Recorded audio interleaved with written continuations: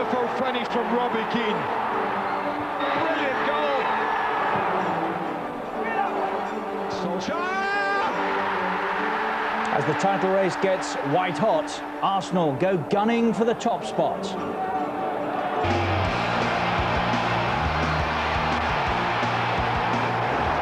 that's a master at work. Silva and Wiltor. Izola.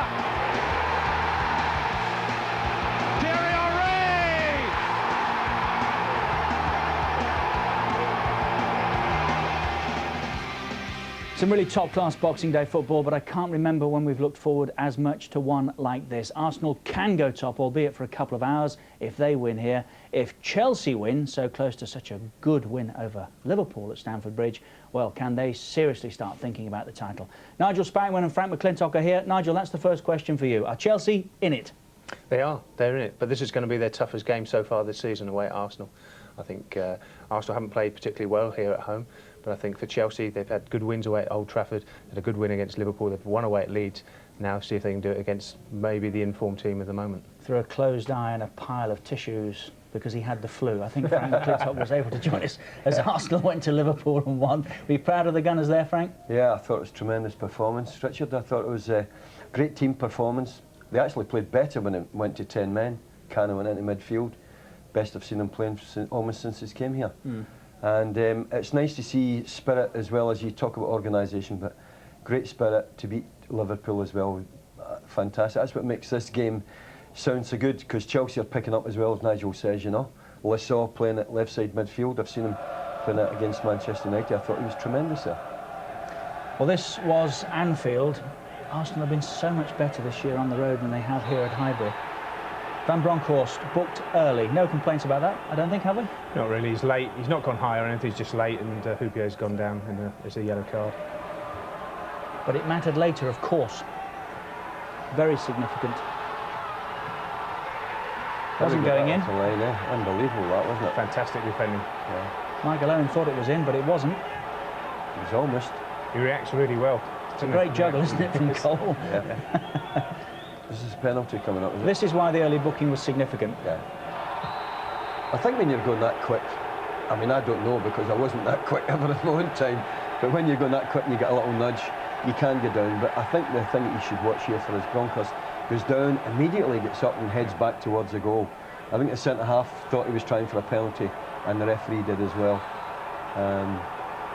Certainly a penalty there. I think it's a very unfair decision to send a goalkeeper off, because very often you're diving for the ball, the player is just a little bit quicker than you, and it's bad enough getting a penalty against you, but getting sent off as well. So I was pleased the goalkeeper stayed on. Yeah, but he didn't even get a booking. But that was a great goal. I think Steven Gerrard gave it away, and Pires, who I thought had a wonderful game, just sort of teased him there, and Lundberg makes a great run from his own half to get in there and score that goal. Arsenal didn't hold on to it long enough to ever get comfortable. Lippmann made it 2-1, and then it was a long haul to the finish, Nigel, wasn't it? It was a long haul, but I think Lippmann coming on really livened it up for Liverpool. He came short, he started putting passes into people, but I thought that the two centre-halves for Arsenal, I think Keown and Sol Campbell played so well to keep Liverpool out, because there's just constant pressure in the second half. And another day, if Berger had his shooting boots on, he would have scored a couple of goals. That one just wide, but he had a couple of other efforts which really hit the corner flag. When has there ever been an Arsenal team, Frank, like this, that you don't quite know what you're going to get from it? No, you're absolutely right. I don't either. I mean, sometimes you think, oh, fantastic. And there's other games like the Liverpool game, I'm thinking this is going to be a tough one here, you know. And especially when they go a man down. And they come out and play even better. You know, you can't rely on their defence. They're sometimes outstanding, like they were against Liverpool. And then other times they're getting 3 goals against Newcastle here at home. So that's what makes it exciting, you know. They're exceptional going forward. When they get it right, they are a very, very exciting team. Probably the most flamboyant Arsenal side I've ever seen here for the past 30 years, but not as solid at the back at the moment. I think with the likes of Pires there and Henry, with the pace, they break on teams. But it was good the other day with Kanu, who had to drop back into that midfield area, and he worked his socks off. He did. And it's the hardest working performance I've seen from him. Because he's not a running type of player, is he? He lives standing still, and yet he really did. He exhausted himself. It was good to see. And they front up a Chelsea side who themselves down the years have never been able to find any sort of consistency. They have for the first time this season, Nigel, won 2 back-to-back. 3 would be a fabulous win, wouldn't it? Oh, here at Highbury, yeah, it would be a fantastic win for them. But I think they're getting a better balance about the team now. I think Petit might come in today, which would give them a bit more solidness in the middle of the park against Vieira. That would be a good battle. But I think with Lasso playing well on that left-hand side with Babayaro behind him, they've got a nice balance down the left. I think defensively they're not conceding goals, and that gives them something to perform in front of that and gives them the solid base. And I think Hasselbank and Gudjonsson recently have formed a good partnership. They know what each other's doing, as we saw against Liverpool, one coming off, putting the other one in, and they've got goals in the team now, and they've scored 5 against, obviously, Bolton. But the test is here today, away at Highbury. It's always a good game against Arsenal here at Highbury. It's a good football match, and we'll just have to wait and see if Chelsea can really turn it on today. There's a full Boxing Day programme to come, of course. Barclaycard Premiership.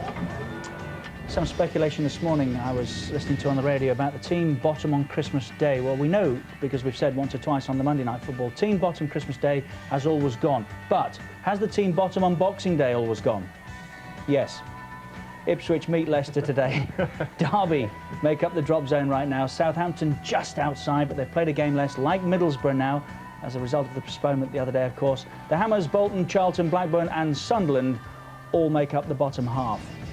9 points separate the top 8 clubs. Fulham and Everton just outside of those. Then come Villa on 27, Spurs on 27, Chelsea on 30, Manchester United on 30, 32 for Leeds United, 33 for Liverpool and Arsenal, and top of the pile, Newcastle United, 3 points clear.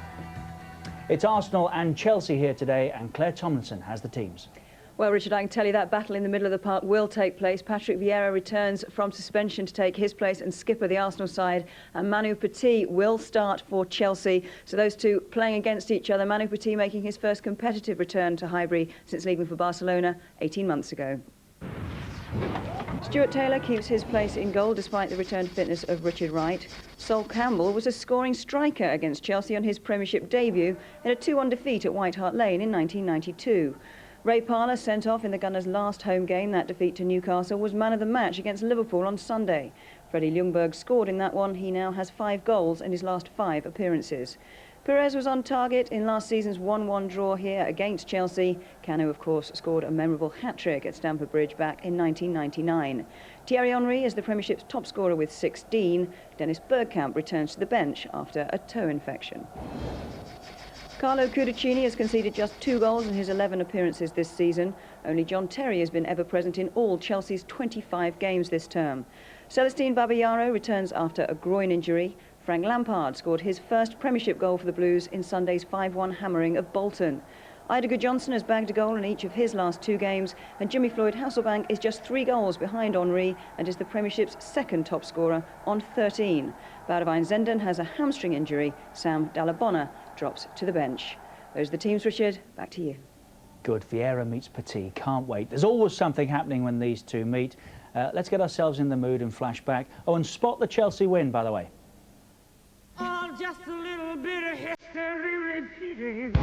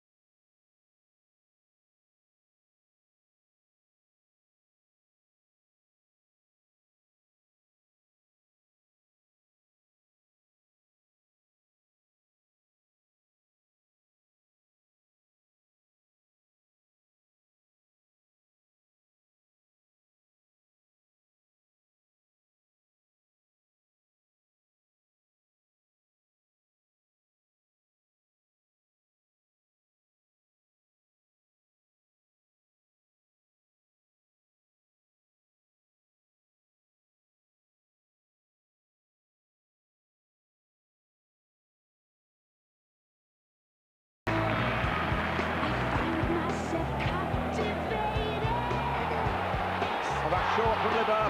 Here's Anelka, good stop by De Goey. Anelka's still there. Oh, and drilled in by Stephen Hughes.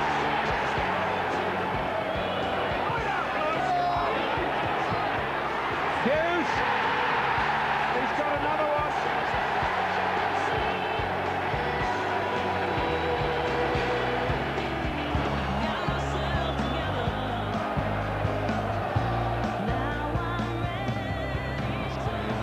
Fatih's pass, it'll reach Dennis Bergkamp. Well, he knocked it in brilliantly.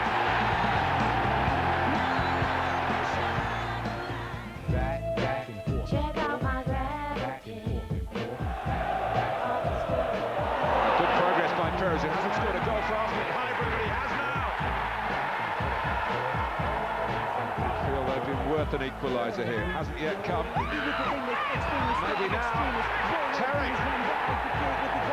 John Terry on the spot. Spot the Chelsea win? Well, there wasn't one. There hasn't been one in the Premiership, just one in the last 27 years here. 1990. John Bumstead, the scorer then. Where were you in 1990? I was at Glasgow Rangers then. That's why Chelsea won. And Frank's chuckling because he knows the one prior to that. It was all the way back in 1974 when Chris Garland banged in a couple. Had you gone or were you here? I was away then, that's why they won. Like it, Frank. 5 off in the last 13 meetings, and now Spackman starts to sweat. Oh, Hasselbank, Bold, Leboeuf, Dixon, and a very nice boy called Nigel Spackman. What happened? Your shirt come out or something? I think it was with Martin Keown, actually. I did apologise to him later on, but I just lost it completely. Unlike me, about 5 minutes from time and threw a punch at him, actually. You didn't? I did, actually, and Martin went down and got a yellow card, and I got a red card, and it was sunny, and I was looking, thinking, is that red? Is that a red one or a yellow one? But I got a standing ovation the first time ever at Chelsea. But How do you think you did? we actually won 1-0. So it was worth it now. Don't mean that, Martin, at all. Boxing Day football from Sky Sports starts a big day as well. We are at Highbury with Arsenal, who can go top with a win, and Chelsea, who for the first time this season have hit 2 wins back-to-back. Can they make it 3? We'll check out their form when we come back.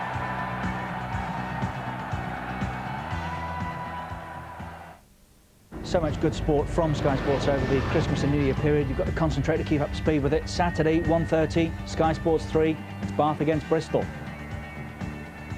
Right now, from the Barclaycard Premiership, Arsenal against Chelsea. And Brian Louth has chosen the contents of our first Christmas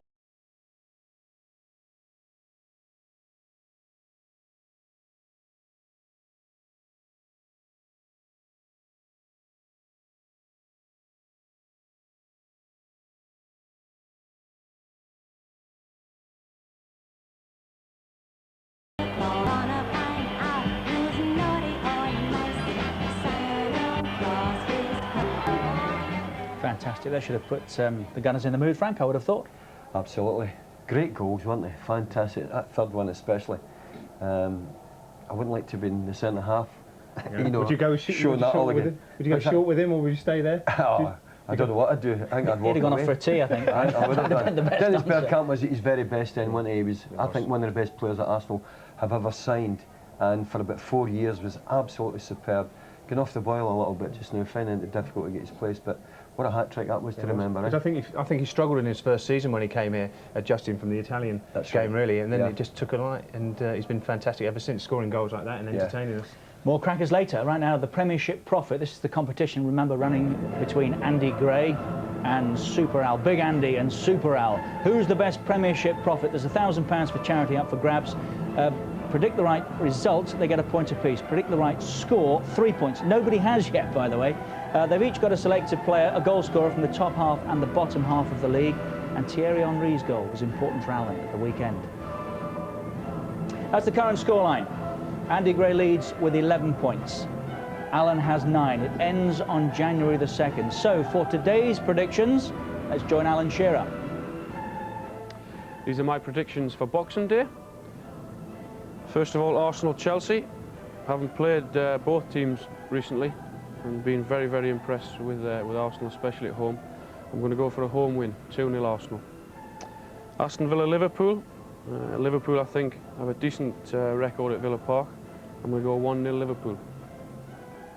Blackburn-Sunderland, 1-1.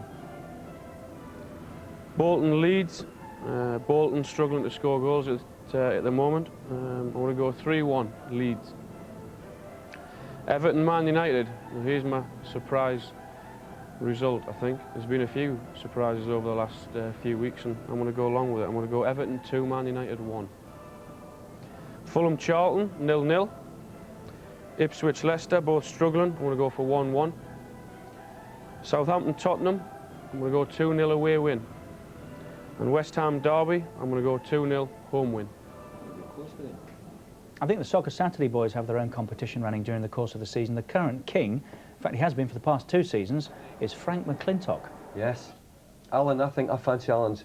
The Everton result was a strange one there, because I watched Everton a couple of weeks ago, and without their 2 big centre forwards playing, they looked very shy in front of goal, and I can't see them beating Man United. You're not having that? Yeah. No? Oh, I think Man United have got a good record at Goodison Park as well. But hey, he's top of the league, I'm sure, right now. So if he wants to go 2 on Everton, we won't argue with him. Yeah. Least of all Andy, I think. Here's his predictions. Well, here are my predictions for December 26th Boxing Day's fixtures. First of all, Arsenal-Chelsea, both looking to win the title this year. I'm impressed with both, but I think home advantage should just be the deciding factor. I'm going to go 2-1 to Arsenal. Aston Villa against Liverpool. Never easy for Liverpool at Villa Park. Villa have only lost 1 home league game this season, and therefore I think it's going to be tight. Not many goals, but I'm going to go for 1-1. Blackburn against Sunderland, again nothing between them. I'm going to go again 1-1. Bolton against Leeds. Well, there'll be a hell of an atmosphere there. Local derby-ish. Bolton against Leeds. Bolton's home form not great. I do think Leeds, after that shock defeat against Newcastle at Elland Road, will want to bounce back quickly, so I'm going to go Leeds 2-0. Everton Manchester United. Well, I'd love to go for Everton to beat Manchester United, but history tells me that Everton Manchester United is normally very, very good for Manchester United. So I'm going to go Everton 1, Manchester United 3. Sorry, old Toffee fans. Fulham against Charlton. Again, nothing in it, but I just think Fulham at home will be the deciding factor. 1-0 to Fulham. Ipswich against Leicester. Well, a win for Ipswich would put them level with Leicester on points, and I'm going to take Ipswich to get back-to-back victories, having beaten Tottenham at White Hart Lane, and I'm going to go for a 2-1 victory for Ipswich. Southampton against Tottenham. Well, this might be against what people think, but I do think Gordon Strachan has got them going at home. I know they got hammered at Old Trafford, but I do think they'll bounce back, and I think they're going to win this one 2-1. And last but by no means least, West Ham Derby. I do think West Ham are like Jekyll and Hyde, very good at home, not so great away from home. Derby, I know they got a great win against Villa the weekend, but I'm going to go for West Ham to win this one 2-0. And if you're wondering why the Newcastle game isn't in there, well, obviously it involves Alan, so we don't predict that scoreline, although I do think Andy missed a trick and perhaps should have chosen Alan as his goal scorer in the top half of the league. There would have been some irony in that, wouldn't there? Goals all the way today, not least from Chelsea, who have banged in 9 in their last 2.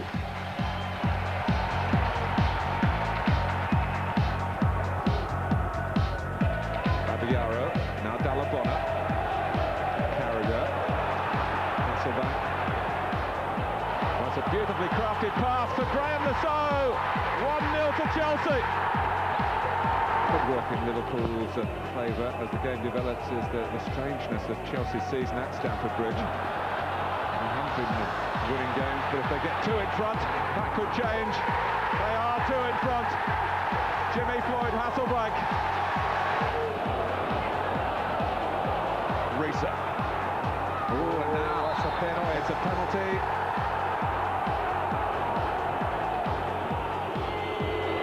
Here goes McAllister. And Cudicini has saved it. McAllister hangs his head. It's still 2-0. Hasselbank. Lasso. Lampard. Well, they've got the 3rd goal. Sam Dalabona on the spot. And he's found Zola. Good Johnson wanting it rolled across. It is. It's Good Johnson. It's Good Johnson. It's 4.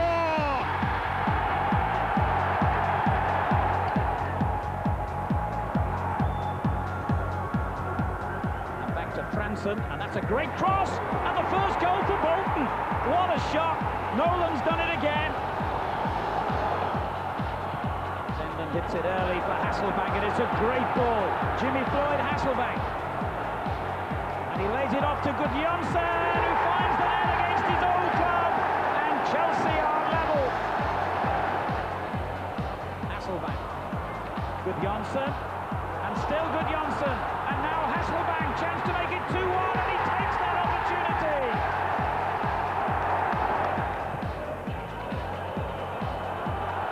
Zenden. Still Zenden. Oh, what a goal by Zenden! Hasselbank. No offside given, they hesitate. Gudjonsson's well placed here. So unfortunate for Henry. Lampard, that's it, he's finally got his first Premiership goal for Chelsea. At West Ham I was a regular scorer, and it hasn't quite happened here so far, so I hope this will be the first for many. You know, I've enjoyed playing for Chelsea, and I think my all-round game's been good, but the goals just haven't come, and hopefully that'll be the icing on the cake.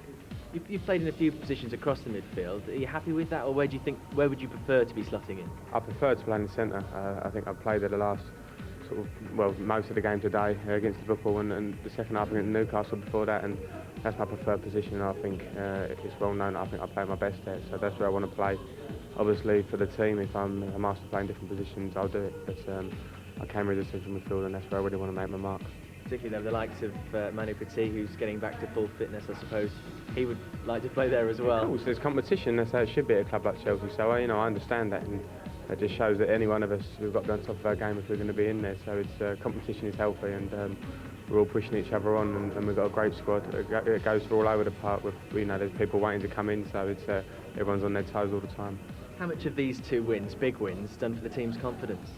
Yeah, loads. I think we've had two great wins in the league, and Newcastle. We're in the semi-finals now, the Worthington Cup. So we've sort of stuttered at times this season, drawn many games we shouldn't have drawn, but all of a sudden we find ourselves in a position where we've got a real chance now to do something in the league, and we're in the semi-final. So confidence is higher. We're coming now to Arsenal Boxing Day, which is a massive game for us because they're right up there as well.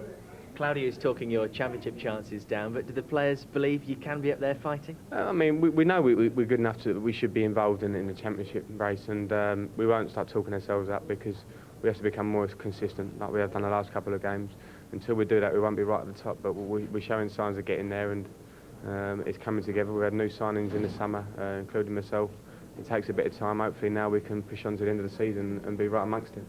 Consistency, that's what they need. They haven't lost so many, in fact just the once, look, on the road at West Ham. They have won 3, drawn 5. Too many draws perhaps? Frank was watching that and saying, I'm not sure that not that far away from being a good side. Well, how much, Frank? And haven't Chelsea in recent years always been just that much away from being a good side? Yeah, that's a fair point, that. But I've always felt in the past that their defence was a little bit weak. I think LaBeouf was a lovely football player, but I don't think his style of play suited the Premiership. They always, for me, had a weakness in that part. But I think with Terry, who's coming along magnificently as a young player, Gallas, I think their back four is stronger. I think when I have seen them, and Lasso played left side centre half, you've got Petit back again as well.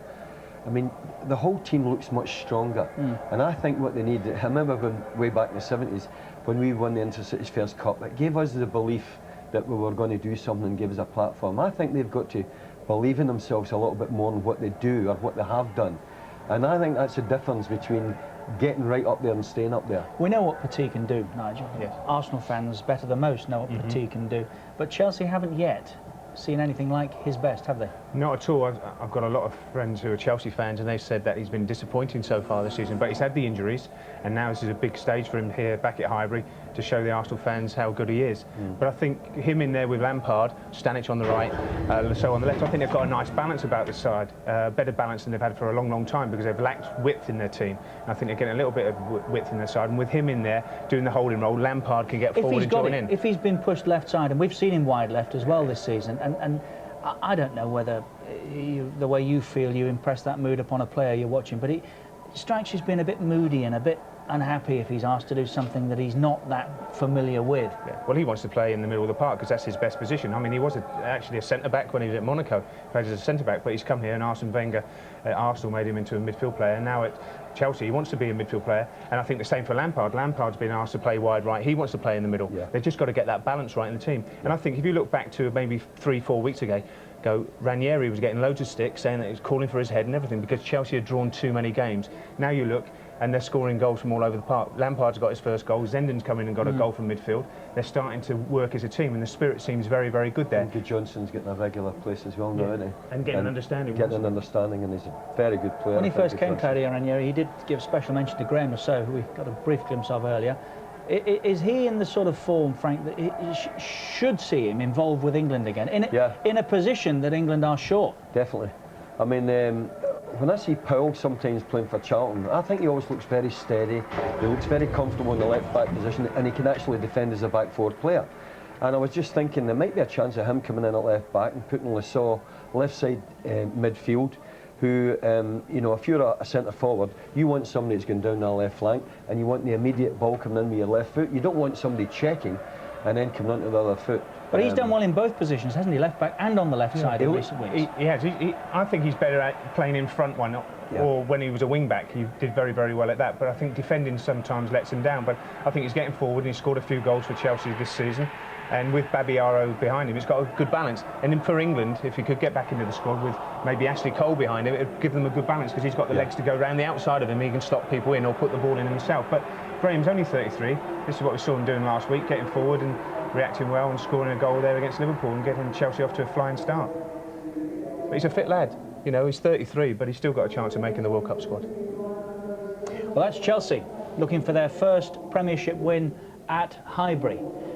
We are with Arsenal, who can go top if they pick up the 3 points, and the Chelsea for our Boxing Day football, and we'll talk about the Gunners when we come back.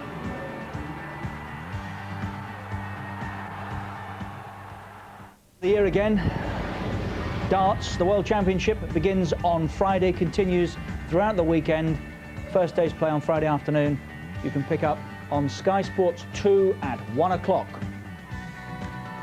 Here I'm on this afternoon, it's our football special, and it could very well be that too. Arsenal meet Chelsea. It's interactive for Sky Digital viewers on channel 404, Sky Sports Extra. Christmas cracker time, and this is the choice of Michael Lynott.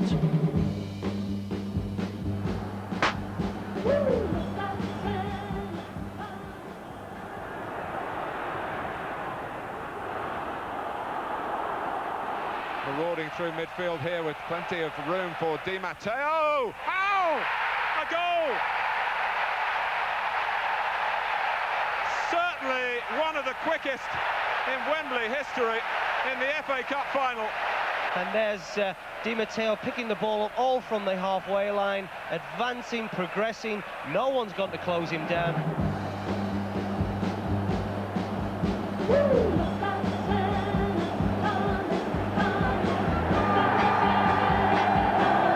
Di Matteo, and we wish him well, of course, with the continuing recovery.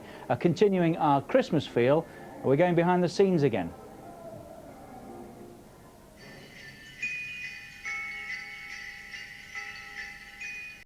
Patrick Garrigan, look at the ground staff, look after the restrooms and so forth. I've been here since 1974, and I've been really lucky to get a job like this because the club looks after me well, treat you well. It's a pleasure to work here. But I can just fall out of bed. I got an Arsenal flat in the West Stand. It's a beautiful flat, and what they're going to do with me when they build a new stadium, I don't know, they'll probably give me a penthouse or something. I come in here match days, it's 7 to 7:15 in the morning. First job, I come down to dress rooms, check out the referee's room, medical room, first team dress room, away team dress room, everything, to make sure everything is nice and tidy.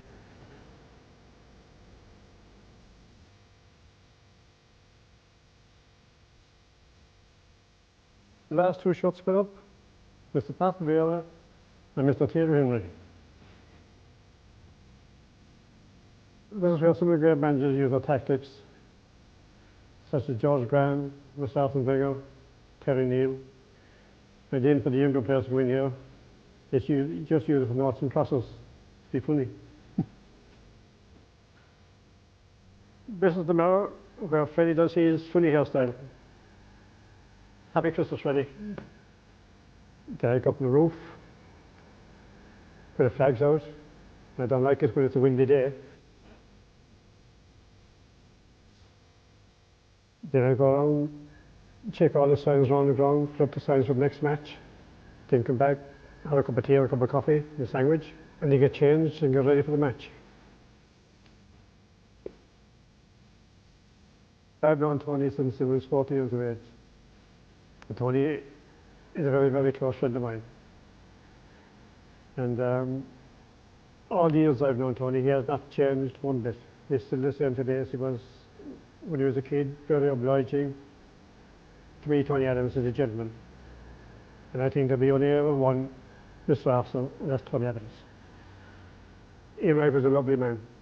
He'd come into the dressing rooms, he'd put his arm around your head and give you a kiss in the forehead and just say, I love you, Paddy.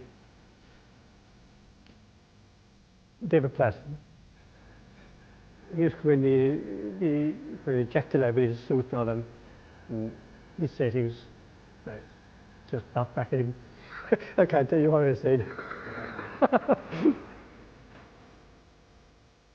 Charlie Nicholas, another one. Charlie loved himself. I don't know, he never broke the mirrors. I think he spent more time looking at the mirrors than he did on the pitch.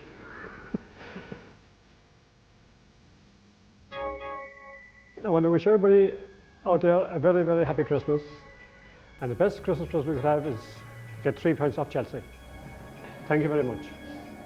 I think we're talking about the wrong Charlie there. He must have meant Charlie George. That's Charlie Nicholas wasn't like that, was he? Oh, yeah. Charlie George will be up there somewhere. He comes to every game. He does. Every away game as well, Charlie comes to. And football clubs don't run without people like Paddy, do they? No, I mean, there was a guy just before him when I was here called Tony Donnelly, and he died a few years ago. Unfortunately, he was the same, and he was Irish as well, but he always spoke to you with a fag in his mouth, and you couldn't understand a word he said. You couldn't understand a word that Paddy says either. It's Arsenal and Chelsea today here at Highbury, and if it's incident you want, this is the place to have been recently.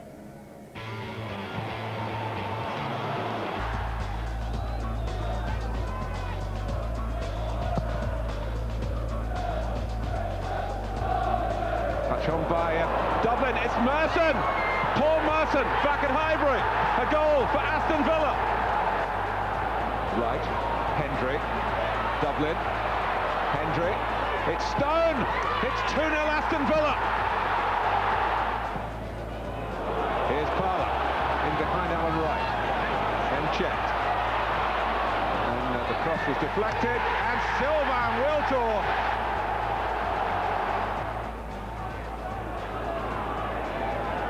Oh, there's a mistake here by Samuel Vieira with an early ball, and Thierry Henry, the right man in the right place, and Arsenal have levelled it. Perez made it his against a rather tentative Boateng, and Thierry Henry!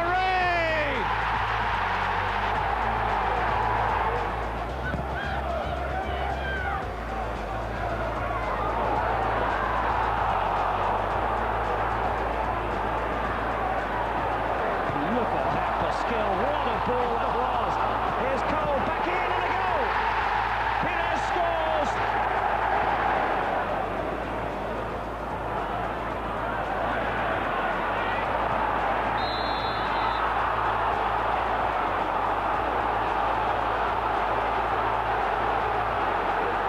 It's a red card.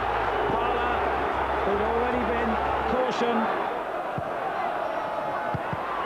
O'Brien sneaks in on the near post to equalise for Newcastle United. Academy for them. He placed his arm across in front of Cole. It's a straight red. That's an interesting ball, and Robert is onside. He could win it here for Newcastle. He goes down, and it's a penalty.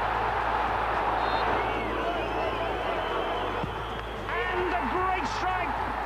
Newcastle United take the lead. And And Thierry Henry won't leave it alone. For his own sake and Arsenal's, he should calm down here. They've won only 3 here this season, would you believe? They've lost 3 as well, against Leeds, Charlton and Newcastle United. Prior to that, they'd lost only 3 of the last 67. They've got 11 points more on the road than they have here at Highbury. So it's Chelsea today. What does Arsene Wenger expect? At the moment, you can expect that they play well, because they are doing very well and they have a big talent.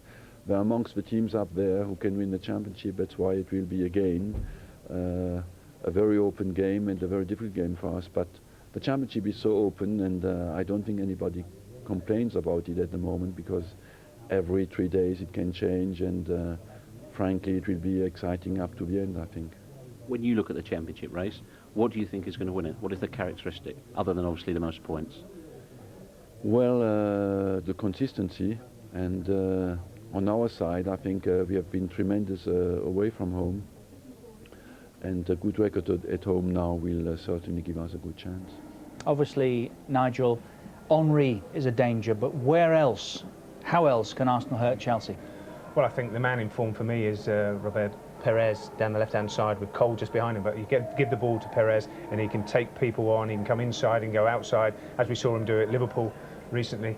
And I think he's in good form and he's shown his true colours now, because I think he had a dodgy start when he first came to Highbury to settle in as well. But I think in recent matches he's been outstanding, and he can take the defender on both sides. He can go on the outside, come on the inside, and he scores a few goals now, as we see there. Is he one for you, Frank?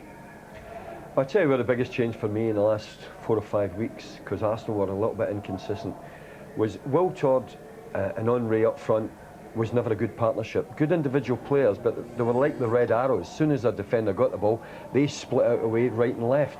Since Kanu's come on the pitch, there's a focal point there that Arsenal can find, and I think that has made a massive difference to them. And I think everybody else is slotted in around that. And but I agree with Nigel, Perez is doing great at the moment. Lundberg, a guy just scored there, he's been in great form in the last month. But I think their change has been in the last month, and I think the formation's a little bit different than what it was, and they look a little bit more settled as a team now. I think when you've got Perez and you've got Lundberg in those wide positions who get forward, you know, really Ray Parlour and Vieira in the middle of the park have really got to work hard to protect their back four, because obviously Ashley Cole likes to get forward as well, Laurent likes to get forward. They have a good side going forward, but maybe defensively not quite as solid as they have been in past seasons. You mentioned Kanu in passing. Have you seen a better defensive midfield performance this year than Kanu's? No. Oh, I thought it was superb. It was outstanding, wasn't it? Superb. Maybe they found a position for him now. It was just that one moment when he was in at left back and dummied a ball that ran away into touch. It was just breathtaking, wasn't it? Not in the defensive manuals, but this guy doesn't do anything as he should, does he? No, he doesn't, but he's got a great touch, he's got big feet, but he just holds people off, and then he'll do tricks for you which entertains the crowd. But I mean, he's maybe not scored as many goals as some of the play that he's put in, really. It's an amazing weakness that is, I think, for me, Nigel, because he'll do one of those shimmies and the whole crowd nearly fall out the ground, and then he'll drag himself back and there's a wide open goal there and you think, come on, and he drags it past the post. You know, he creates some great chances for himself, but he hasn't got the ability. I don't know if it's his confidence. I think he's a wee bit lacking. When you talk about ability, Frank, is that the right word? You think about his ability at Chelsea when he got the 3 and the third. You talked about crowd leaving the ground. They all did as he smashed that one in over LaBeouf's. Well, he's got unbelievable. I mean, he did tricks even at Liverpool, and when he was playing midfield, he did a couple of little turns that you would never expect a midfield player to do that. So it's not ability, but you just want more goals.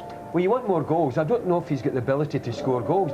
I know he did it at that 3 goals against Chelsea before that were magnificent, but I don't see that too often, and he misses chances from 10, 15 yards away. I think he did great against Newcastle, didn't he? Opened it up, ran it, and then put it over the top of the bar. If he'd put that one in, it could have been a completely different game against Newcastle. But you know, as he comes off and he creates that space in there and lets the others go, push on and join in with Henry, I think that's what he's good at. Getting it to the feet. It's Arsenal against Chelsea, and the top 2 hitmen in the Premiership come head to head.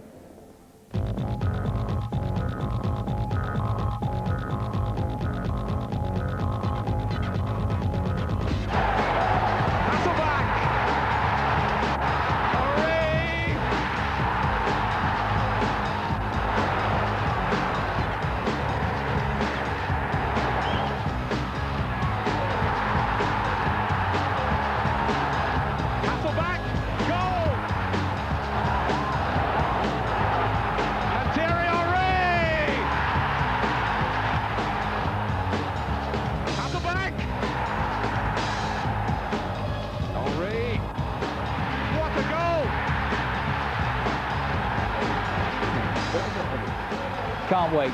The Gunners are unbeaten in the last 12. They've won 6 of those. September 95, Chelsea's last win here by 1-0. Chelsea have won only 3 of the last 19 home and away. 3 points from the last 27 available at Highbury. Our match commentators today, Andy Gray and Martin Tyler. Thanks, Richard. I hope you're all having a wonderful time at home. We should have a wonderful next couple of hours. It's a plum fixture, but at Boxing Day, expect the unexpected. Oh, I think so, Martin. I mean, you just don't know. There's a couple of things for me in the game before it starts. Just how much did that struggle up at Anfield take out of this team? Virtually unchanged, apart from the obvious return that you're about to mention. But that's the big thing for me, and how Chelsea will pick up on that. And I think we have to watch that as the game develops. Right, well, let's confirm the team news for you. And Arsenal did pick up one problem in their valiant victory at Liverpool. Man of the match, Ray Parlour, bruised the thigh late on, but after intensive treatment, he has made it. Patrick Vieira automatically back after serving his one-match ban. So Giovanni van Bronckhorst, the Dutchman deemed a diver on Sunday, drops down to the bench today, a bench that also includes Dennis Bergkamp, who didn't travel to Anfield because of a damaged toe. Celestine Babayaro reclaims his left-back place after sitting out the Bolton win with a slight hamstring strain. Graham Lasso moves one forward on the left-hand side in place of Badewijn Zenden, who's injured himself today. And Manu Petit's full recovery from an ankle problem coincides with a return to the club where he spent 3 successful seasons. Sam Dallabonna gives way to the Frenchman. Well, no real surprises in formations either, Mark. We're going to find a couple of people who have got big games who need to play well for Arsenal. Obviously, Martin Keown and Sol Campbell. It's a partnership that I'm sure Arsene Wenger wants to develop. He wants it to improve. It was excellent playing deep like that against Liverpool at the weekend, but it's going to be tested again today. You know that. It's an absolute certainty. Lauren, for me, is another player on the right-hand side.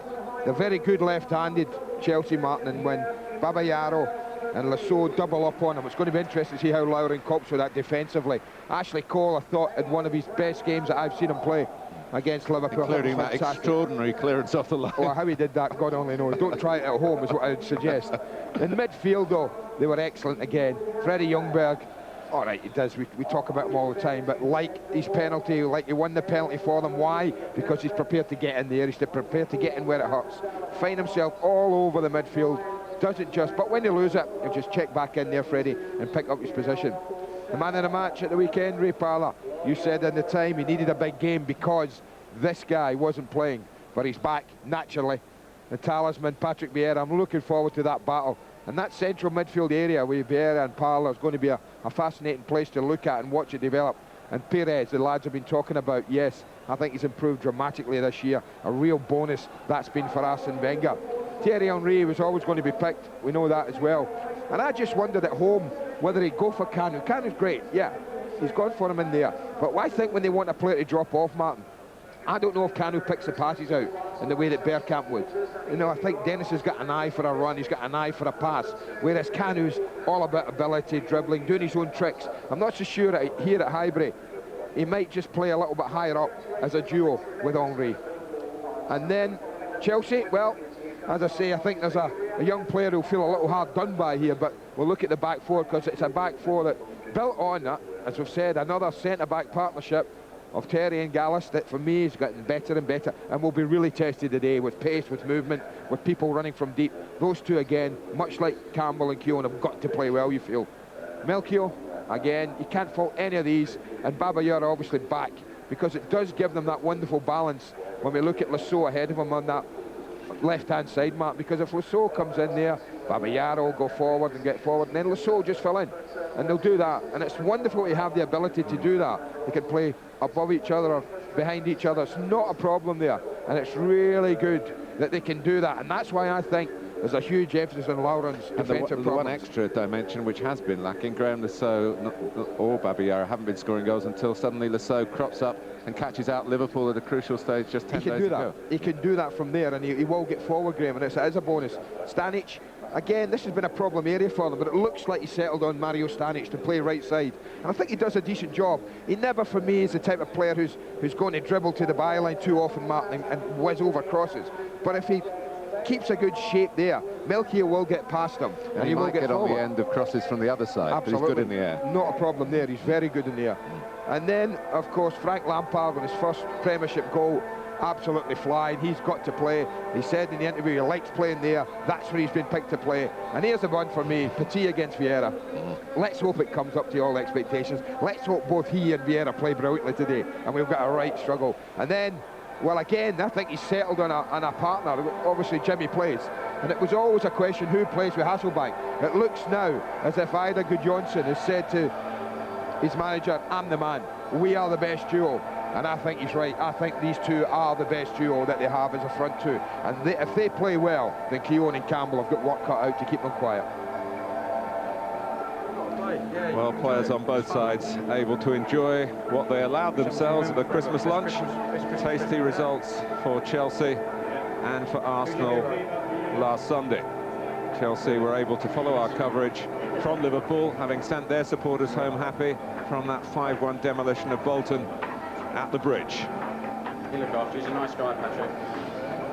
And the post-match talk of Arsenal's heroics at Anfield brought comparisons with the old days, the sort of resilience that was central to the club's successes under George Graham.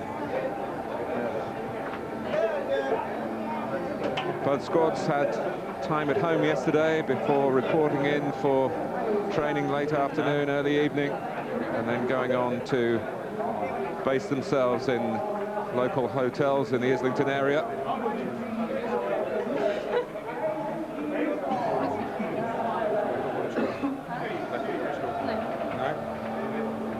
In the garden. No, not even then. Patrick Vieira's presence. Well, it's a great sight for Arsenal supporters, but how well they managed without him at Anfield. The 10 that saw it through for the majority of the game until a couple of late substitutions from Arsene Wenger were probably not 10 you would have backed. A lot of attacking emphasis in players who were forced to defend, and how well they defended. And from that victory, well, post-Christmas, what will Arsenal produce? They've struggled, of course, in their home games in the Premiership this season. Manu Petit, back at Highbury. Great time of the football calendar for lovers of the game. The action comes thick and fast throughout the festive period. And this season, the extra spice of such an open championship. Approaching midday on Boxing Day, it's Arsenal against Chelsea. It's live.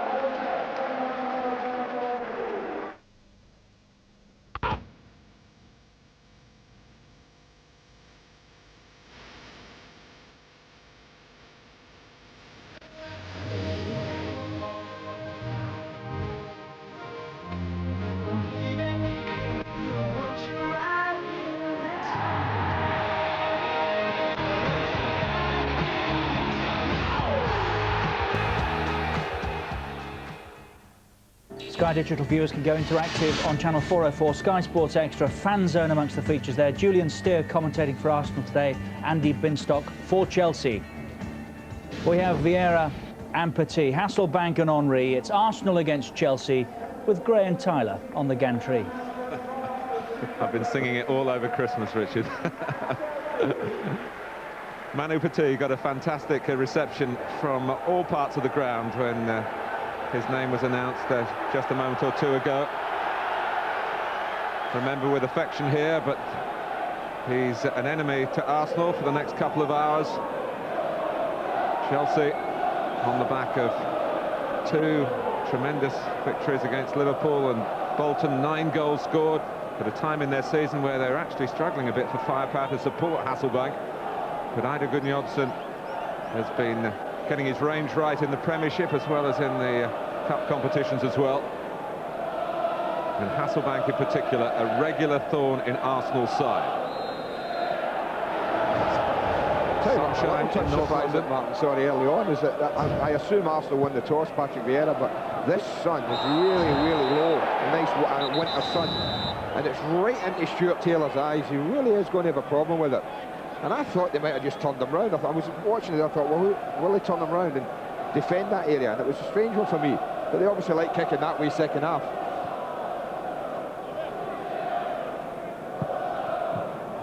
Graham Barber is the referee. And Stuart Taylor plays for Arsenal for a 10th game in a row. Had one or two nervous moments at Anfield, maybe no surprise in that.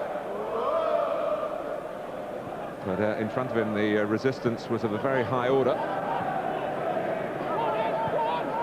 Keane underhit that, and so too did Taylor. Stanic, and then Hasselbank and Lampard. Kanu. John Terry sticking to him tightly and got his reward. Won the ball fairly. Every recent game we brought you seems to have a touch of the hoodoos about it. Liverpool can't seem to win at Chelsea and slumped to another hefty defeat a few days ago. Arsenal had that Anfield bogey, but they broke it. Today it's Chelsea trying to end a lean run. Will 13 be a lucky number after 12 Premiership games against Arsenal without a win? And almost 12 years since they won at Highbury in the league in the old First Division. Pires, who scored in this fixture last season, which finished 1-1. Petit has played on this ground since leaving Arsenal. David Seaman's testimonial, very different sort of occasion when he came back with Barcelona. Babayaro. Past two, but the third man covering was Laurent. Cole. Now Keown.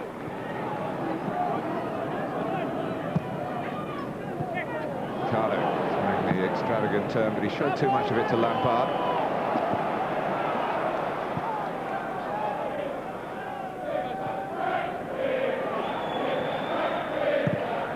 Terry on the short side. Ljungberg, Kanu. Has he left John Terry here? Still the Nigerian. It's Kanu. It's Pires who thought about trying to deal with a dropping ball, then settled for the corner. Well, that's what the lads were talking about the studio. Frank McClintock mentioned that he does brilliantly to open up defences, Mark. But at the moment, he's having so much trouble finding a finish anywhere. Pires with a deep corner. He should be in there. That's poor play from Freddie Ljungberg and Ray Parlour. And a ball to drop down into the box here, Martin. For Graham Lasso to be able to pick it up and turn.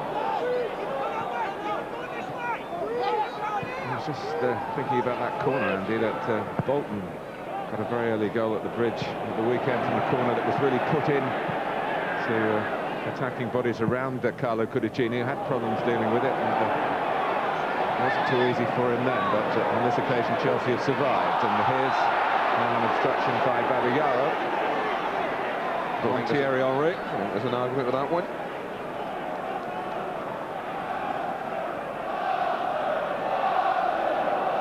But they've got good height. Oh, so that's the one thing you know about it. When Vieira goes up with Keown and Sol Campbell and Henry and Kanu, they're all capable of getting on the end of a cross. Which Pires is about to deliver.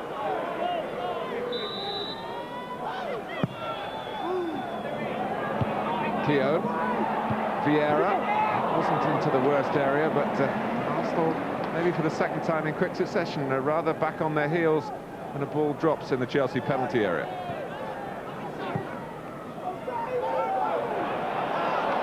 Vieira, Pires, a little stumble by Melchiot, he's repositioned.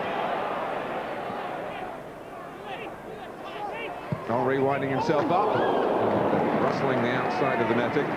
It is like that, doesn't he? Even when Pires had the ball there, Martin, there was not a thought in Thierry Henry's mind, but to just pull left, go alongside him. He didn't try to drive into the box. But it's an area he's familiar with. He does like to turn in field and strike it goal from there.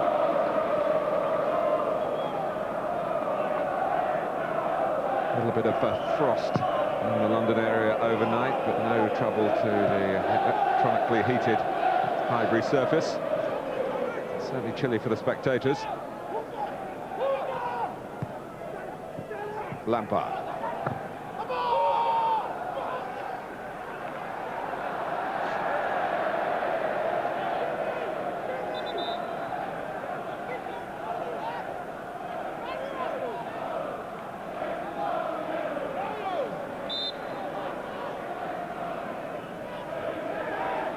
Cole certainly taking his time.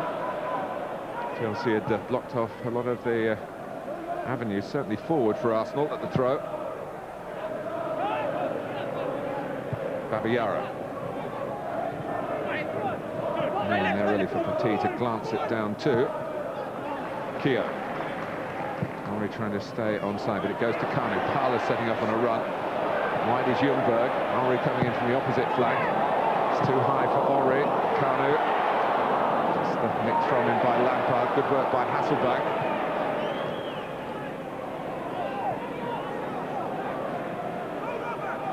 Stanic. Chelsea's progress this season rather based on being hard to beat.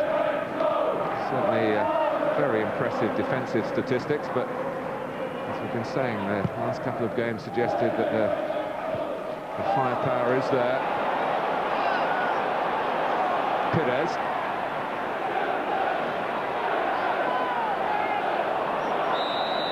Another bit of good defending. That's what I mean, it's been based on that. You would have thought without Marcel Desailly marking at the heart of that defence, they might suffer, but Gallas and Terry have just gotten on with it and got better and better every game they play. They're going to make mistakes, of course they are. They're a young partnership, but they've looked pretty solid the majority of the time that I've seen them play. And you're right, up top of the pitch, they have got talent and they have got ability in the front too. As good as any pairing in the country, I think. Lampard. Oscar Johnson, the pairing with Hasselbank that Andy's referring to, they were close together then, but they couldn't find a way through the two centre-backs who were solid. But Johnson tries again to flip it over the head of Campbell, who reacts well. Parler, who's had this problem of a bruised thigh, a dead leg in the players' vernacular. And yesterday seemed very unlikely to play Ray Parler, but of course still buoyant from his performance at Anfield, man of the match. And there were some other candidates as well, but I have to say Parler was very much the leading candidate. Melchior. Stanic just ahead of him. Melchior deals with Pires' challenge. Now Stanic. Well, Mario Melchior will keep it in and cross early. It wasn't a bad idea, but the accuracy was lacking. Yeah, a little wasteful. Did ever so well to work it into that position between them, Melchior and Stanic.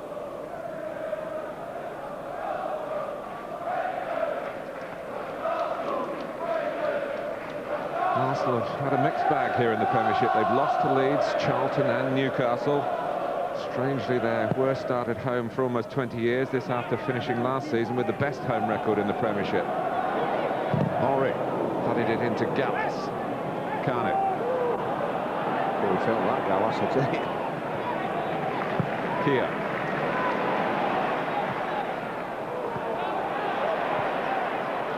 Ashley Cole. First real sense of adventure from him. And you do feel that, understandably, it's just easing themselves into the demands of this game. An unusual time to get underway.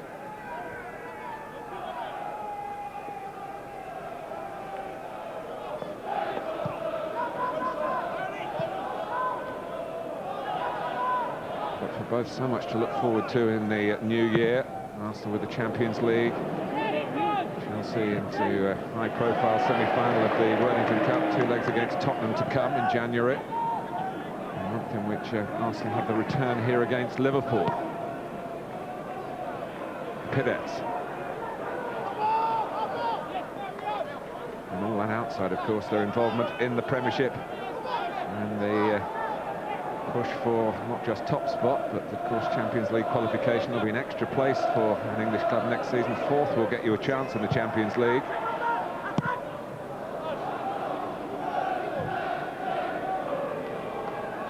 Sol Campbell never had much luck against Chelsea with Tottenham. And of course, we've gone a long time without a win over the Blues from southwest London. Whether his fortunes will improve in the red and white. Did make his debut in the Tottenham ranks against Chelsea as a forward and scored. Babayara. This is Graham Rousseau, of course. Hasselbank. Now, Hasselbank and Keown had a highly publicised joust at Stamford Bridge back in September, in which Marvin Keown got a bang on the head and Hasselbank was sent off for inflicting it, although it was reviewed and there was no suspension served. Although the red card does count on his record, it would mean an extra game suspension if he gets another red card this season.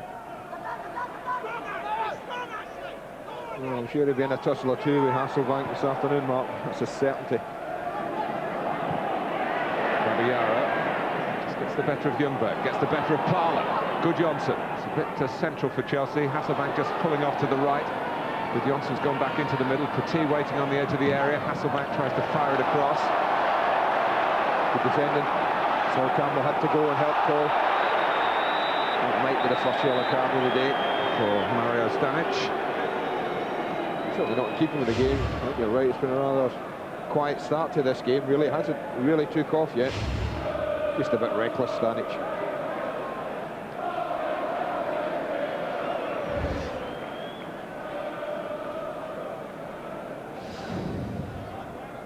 I think one thing, Andy, you mentioned Sam Dallabona not playing. He's on 4 yellow cards and a booking today for him, and he would miss the first leg of the Tottenham Worthington Cup semi-final.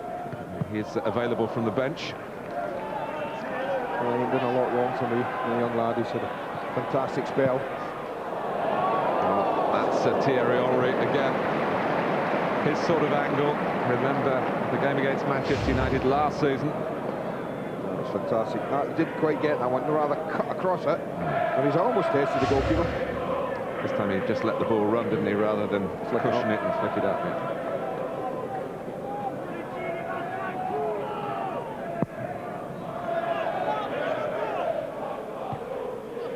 From Lampard and from Stanic,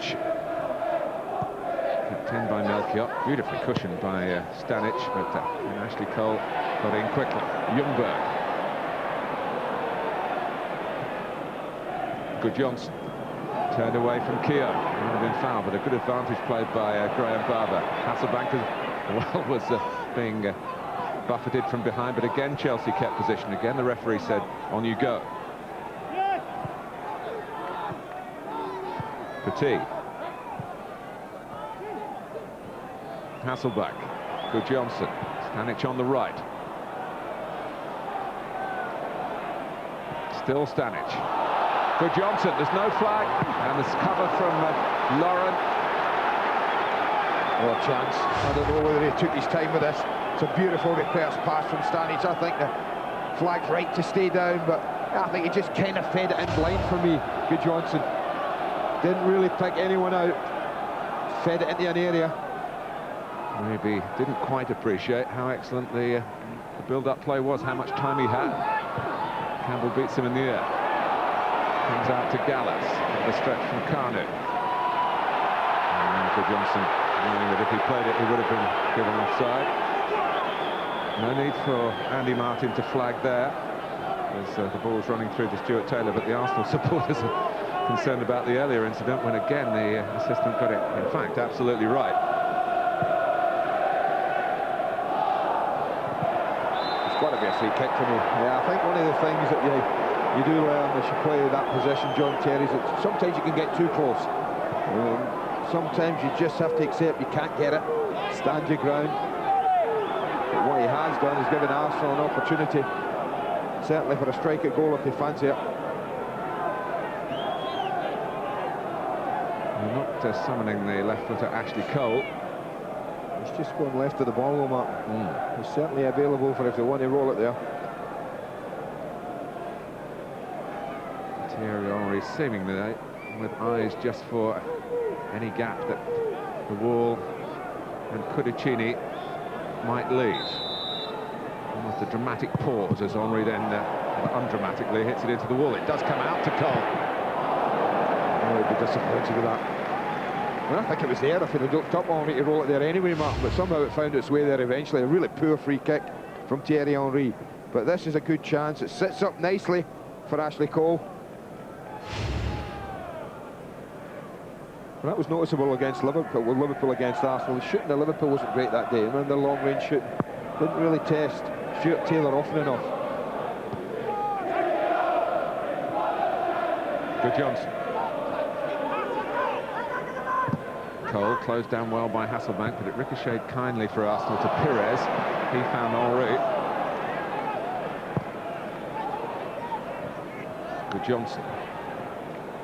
Trying to invite Lampard to stride forward.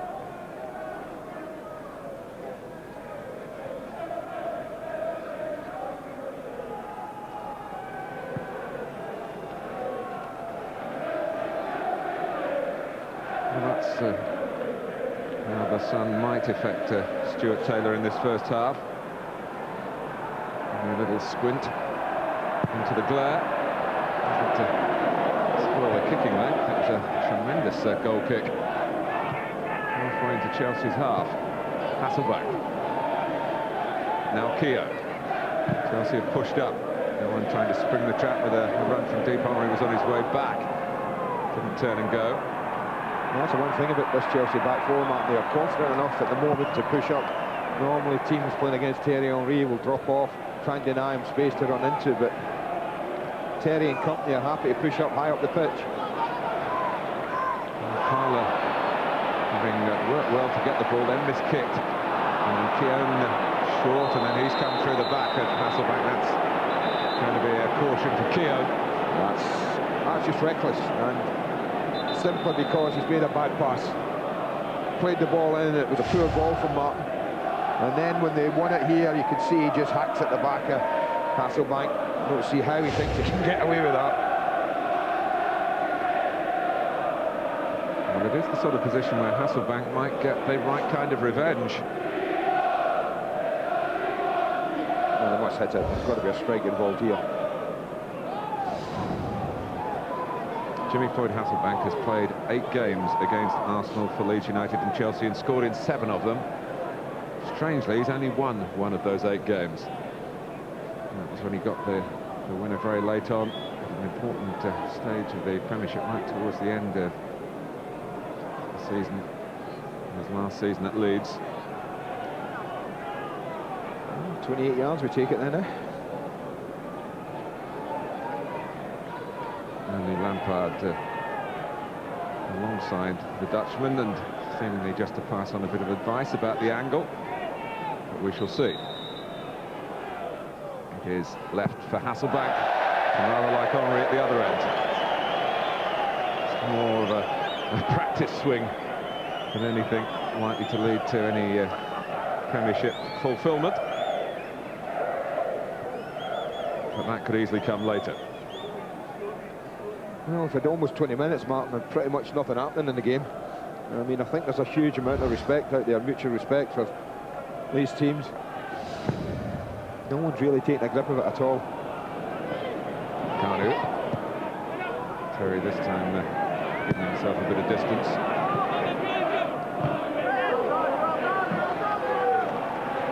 Arsenal's throw. Last Boxing Day, they trounced Leicester here 6-1.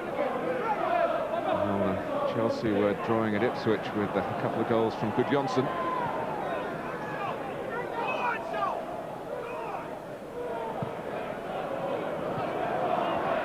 And that was at a time when Chelsea were really struggling away from home, as they did for most of the last campaign. Their away record this season has been much more impressive, and defensively, well, it's over 2 months since they last conceded a goal away from home, and that was one that shouldn't have stood. Ravanelli, we were there.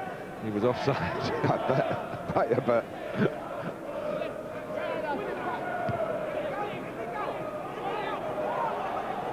think if Arsenal's home form had been half as good as it should be, just think how healthy their position would be, Mark, coupling it with such a fantastic away record.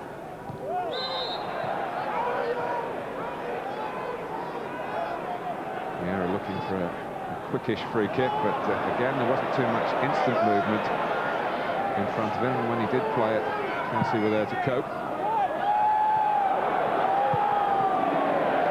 That's good pressure from Carew.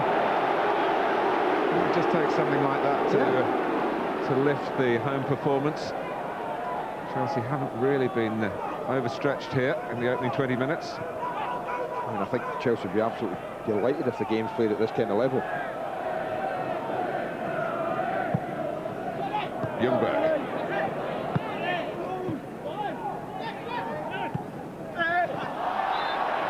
So one of those muddling challenges that usually avoids conceding a yellow card. Played their way around him with Lauren and Ljungberg, and then Babayaro trips the Swede. So a little untidy, the progress for Arsenal, but it's progress nonetheless to a free kick position so that Martin Keown can go forward. Sol Campbell makes his move as well. And Graham Barber, before the free kick can be taken, has got to try and make sure that the bumping and boring is under some control. Perez takes. Not a great deal of conviction.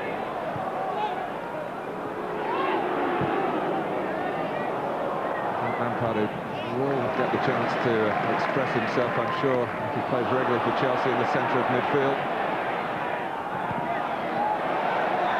Both he and Stanish moves out to the gunners there. Henry. It's rather typical of the way the game has gone so far. Hasn't flowed at all, Mark, again. Really hasn't been very bitter, very disjointed. Really just that one fabulous reverse pass from Mario Stanic to release Johnson in the area. That's the major highlight of the afternoon so far. Ljungberg, it won't run on to Kanu. Petit sorted that. Confident kicker, Carlo Cudicini. Lampard. Ball cope with the header, even though the sun was in his eyes.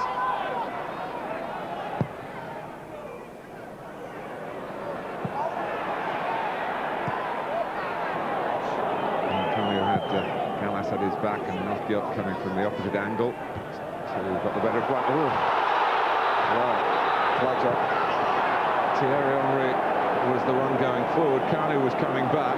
I think Henry's just off, Martin. I looked very closely. I could see his body. He tried to get back on side. He had a little look at where it was dropping, you know, Thierry Henry, and he just didn't get back far enough. He's only fractionally off, but off he was.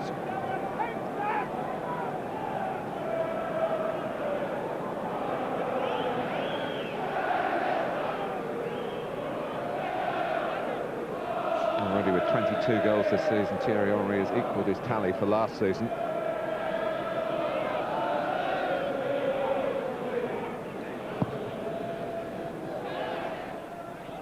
On from Stanic.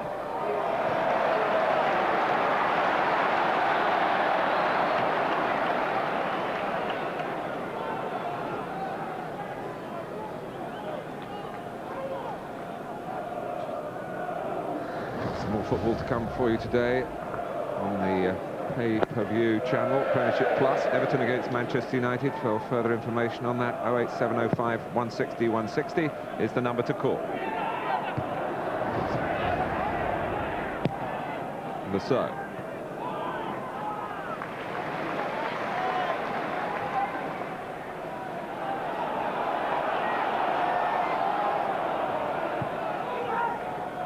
Perez. Tight against the touchline.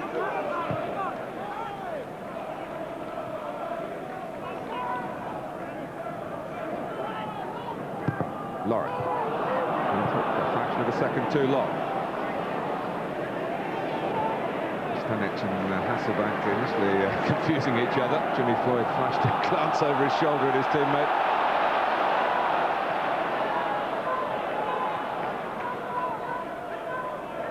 Good work by Chelsea again. Just doubling up and nowhere for Arsenal to go. No, they did that ever so well against Liverpool, and we were down there watching them when they won that day, Mark. The pressure on the ball was excellent. But the game's been played in front of people all the time now. Neither back four really has had to turn. They haven't got in behind very often either side. And I think the back four just now are fairly comfortable. When you're playing at centre-back, full-back, and the ball is always in front of you and you can always see it, You're always facing forward. You know, balls like that, they have it. Even a ball like that over the top would have been a decent ball for me, just to get a back four turning. Petit trying to get a midfield player running ahead of him. That was Lampard. They could blend very well together, with Petit sitting and just playing the sort of passes that Frank Lampard can chase with gusto. Stanic able to let it run. This is an Arsenal like at home here as well. Normally they come out the traps, really fly out the traps, don't they? In opening 20-30 minutes, they threaten to blow teams away here. Even Newcastle, last game here, could have been 2 or 3 up within half an hour. But they started fairly quiet today. Well, Arsene Wenger could not have asked more from his team in his 200th Premiership match. That was at Anfield. But you might be just wondering at the moment whether the efforts, when they were down to 10 men for, what, 54 minutes, have taken a little bit of a toll.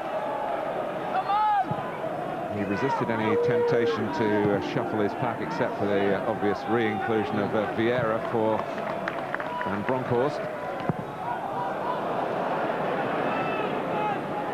It's hard to know where he would freshen it up apart from that, Martin. You look at the rest from Ljungberg, Parla, Perez across that midfield, you wouldn't want any of those not to play, would he? And I think definitely Henry. As I said, the only one for me was the question mark was Kanu really here at home.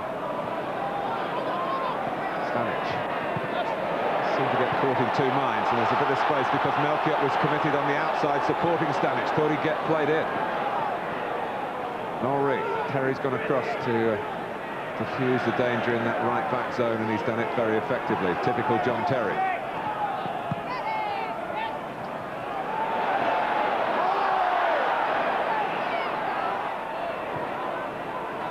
Campbell. Vieira. Again. Passing.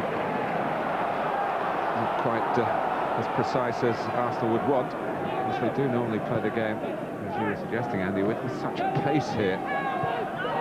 Chelsea have got good confidence themselves. And they've got a free kick through a rather bulldozing run by Gudjohnsen. He does love to carry the ball, though, Ida Gudjohnsen. I think any player who does that, he's got such good feet. Lovely balanced player for me. Good, can go either way.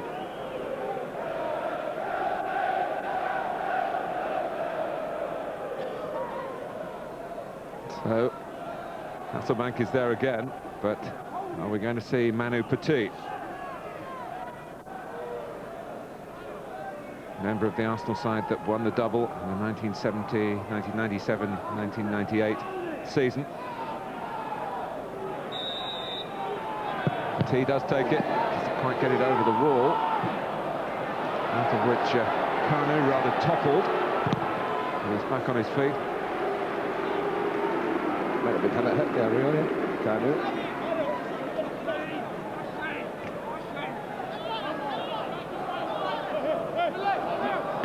Melchiot. Played by Lampard and Hasselbank, and Lasso. Took too long. Can't do that with Ray Parler around. Ljungberg. Kanu wrong-footed. It just doesn't get going for Arsenal again.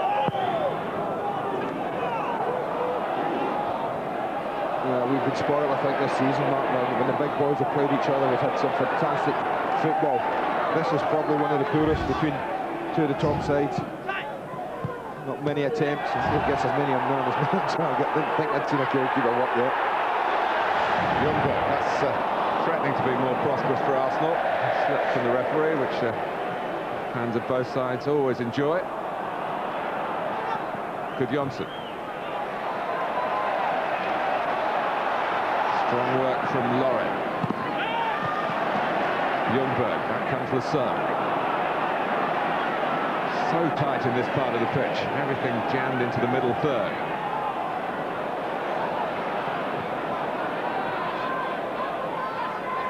And Chelsea have done it so well, pushing up with the back four to squeeze the play, but without ever looking vulnerable to the one over the top. And there it is, 64% in the central third of the Highbury pitch. which is one of the smaller playing surfaces in the league, and has rather looked it today. Yeah, and when they play narrow, as Arsenal do at times. Hasselback. Lampard! Chelsea have struck on the half-hour mark, and Frank Lampard is now getting a taste for Premiership goals in Chelsea's colours. Well, what a finish. They get a little bit of good fortune edge of the box. Rather bobbles around, they don't deal with a long throw. And although Hasselback's first layoff, it's not a good one, it just gets away from him, but eventually he manages to feed it in front of him, and what a finish that is. Just little touch there, the little set, that's a wonderfully swept cross shot from Frank Lampard. Goalkeeper's no chance. First shot on target, first goal of the game. And for Lampard, a second Premiership goal for Chelsea in successive games, having had to wait till December the 23rd to open his league account for his new club.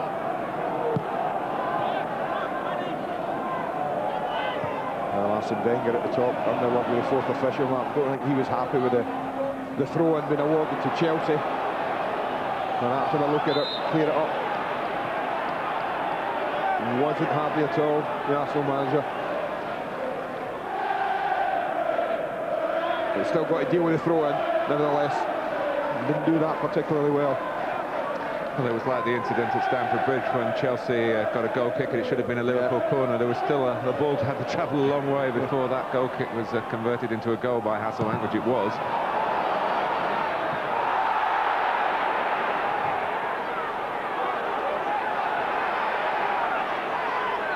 But no disguising the opportunism of Lampard and the value of playing him centrally for Chelsea. Parlour. Still no room for Arsenal to express themselves. And now they're up against this club that hasn't conceded an away goal for a couple of months.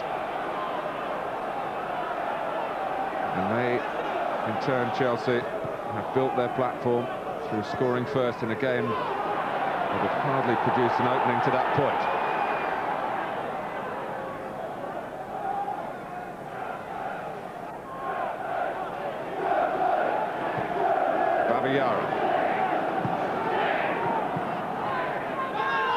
Holding off Ljungberg. Strength and skill.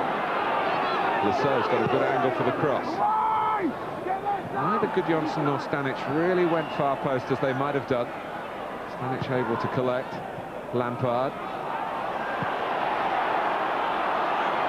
Pires. This is where Arsenal like to express themselves on the break, but Chelsea, although one or two had got lured forward with the promise of their own attack, are back in sufficient numbers.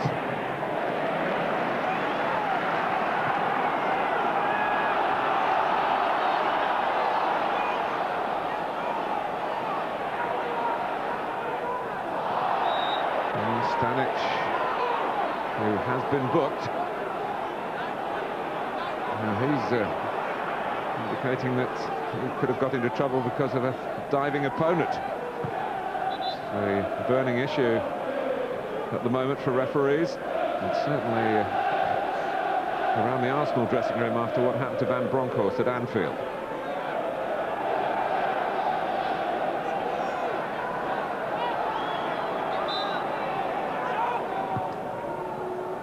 Parlour.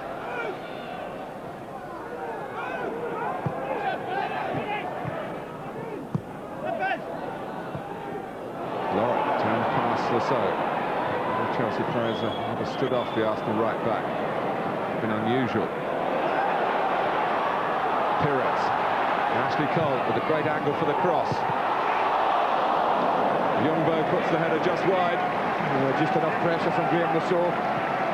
It's a lovely move, one of Arsenal's best of the match. They're not used to putting the ball in, but it's a lovely ball. He stands it up back post, and certainly Ljungberg brave enough to attack it. Just didn't get enough in the header.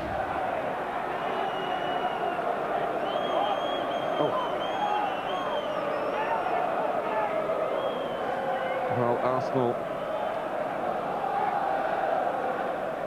have had their sense of grievances well documented, I suppose, over the past few weeks, particularly the past couple of games. Now, what about this throw-in, Andy? Well, this is what happened. Arsenal felt that it was theirs. Ashley Cole playing the ball off Stanic. But from there, the throw went to Chelsea, and it just gets away from Patrick Vieira, edge of the box, and lovely finish, whatever angle you see it at. That's him, JT. That's a little cameo of what he does best for me. The last Boxing Day, he was helping West Ham to a 5-0 romp against Charlton. Here he is scoring for Chelsea in another London derby. Kanu. I hope that the ball had just been guided on rather straighter than that. Stanic.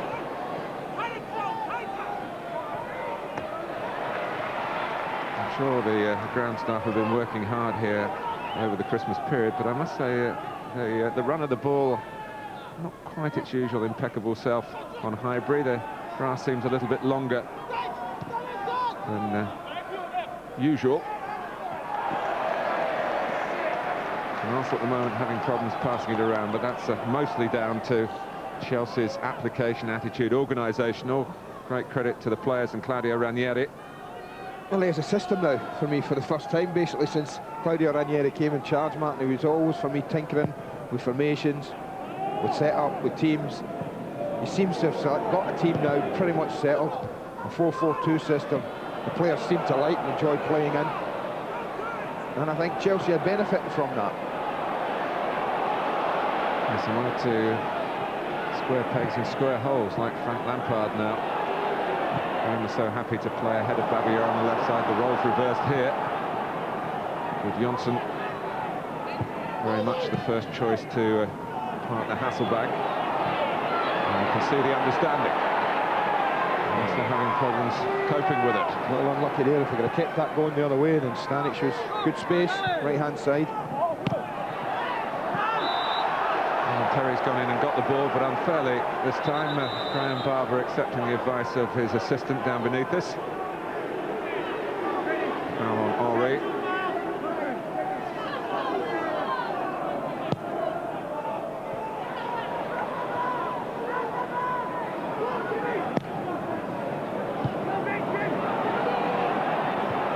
Petit. Chelsea on the ball again after a rather unambitious Arsenal free kick, it must be said. And the ball was just rolled square, whether they were trying to change the angle, draw Chelsea out, it didn't work. That is a Chelsea try. Well, they're a little flat to me, Arsenal, today. They haven't really clicked into gear at all, anywhere on the pitch. Long throw from Melchiot, defended by Vieira.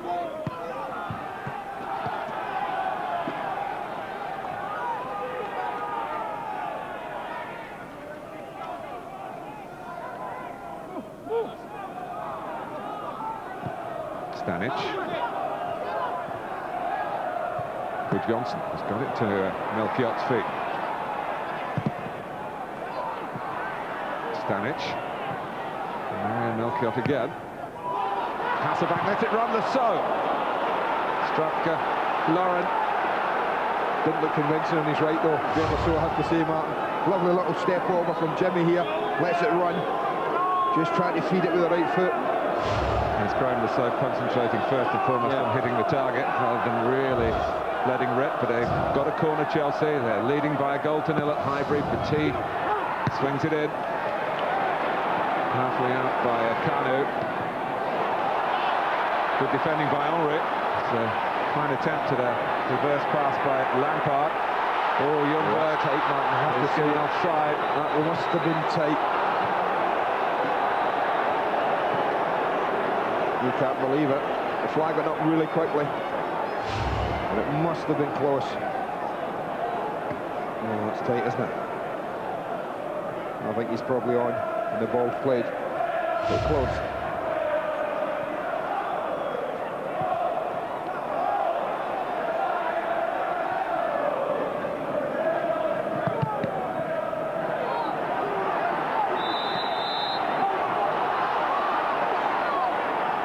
Penalised, he'll miss Arsenal's next game here against Middlesbrough. Through suspension for totting up yellow cards.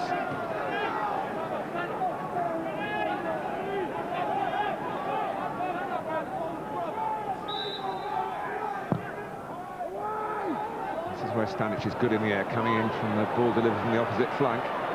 Lasso! Just enough. Mark Keown, I think, just did enough there. That looked very inviting as it was dropped into the box there. But that's a mismatch back post, Mark Stanic against Cole. And the ball's played in the air.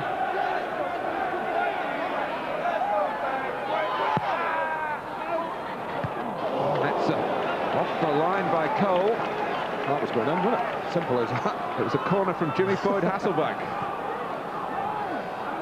And Stuart Taylor was deceived by it. And Chelsea certainly calling the tune at the moment. Melchiot's throw. Well, Arsene Wenger needs to get his players in at half-time and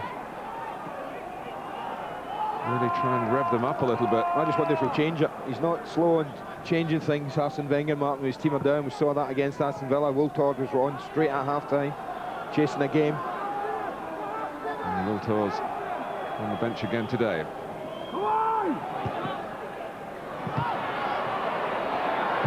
it was he, of course, who changed the cup tie here in the 5th round last season. Arsenal knocked the trophy from Chelsea's grasp. 2 second-half goals from Sylvain Wiltord and a 3-1 win. Babayaro.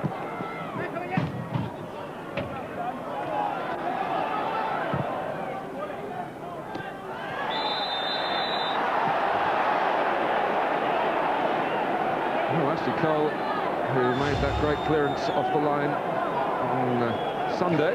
There we go. Might just a bit in, you know. Might just a bit in.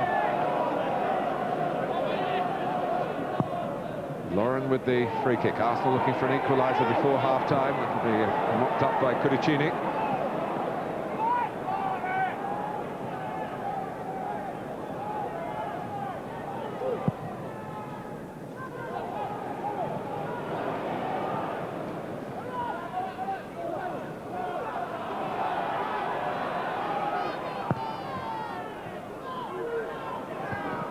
First half in keeping with some of the troubles that Arsenal have had at home this season in the Premiership, but certainly not in keeping with the tempo that they usually produce in front of their own fans, whether they're successful or not. They've been stuck in a lower gear, and the better stuff continues to come from Chelsea. Stanic. In behind Cole for Hasselbank. Not with enough pace to stop Cole from recovering. It was rather easy for him to get back and do his defensive work. And then another moment that rather is a cameo of Arsenal in the first period. No, it hasn't happened, is it? I think Arsene Wenger's going to have to shake 1 or 2 up.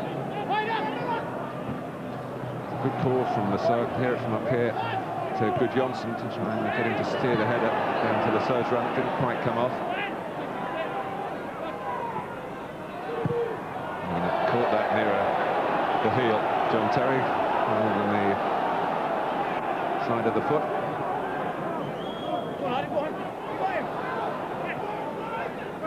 Keogh, Parler. Good pressure again. Might be one area they'll look at. Ray Parler, has he been feeling this dead leg in the first half? He's not been as conspicuous as he normally is in trying to get Arsenal into a positive frame of mind.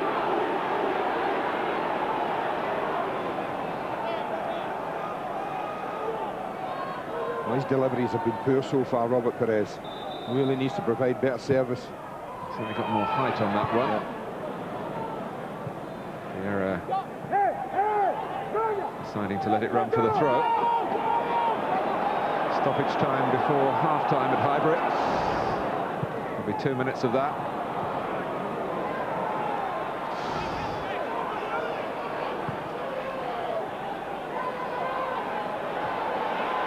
Cole to time the pass in harmony with the run from Pires.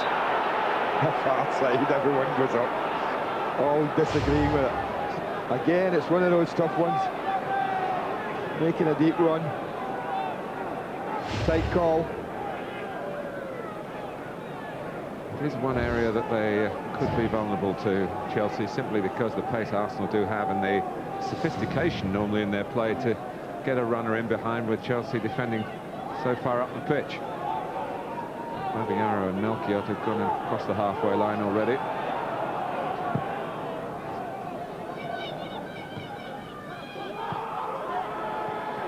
Cole. Henri. Back by Terry. It's coming awkwardly to Cudicini, but again gets good contact. Goalkeeper has only conceded 2 goals in 11 appearances for Chelsea this season. Not bad, eh? Not bad.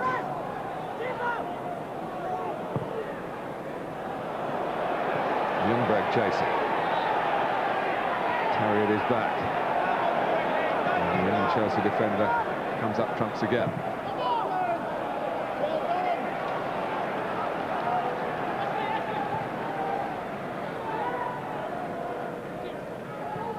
Hasselback. Yeah, it was when the ball was played.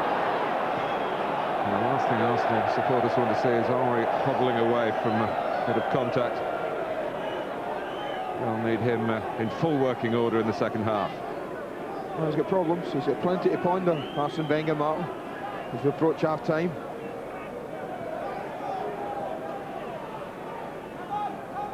Fabulous performance at Anfield, long gone now.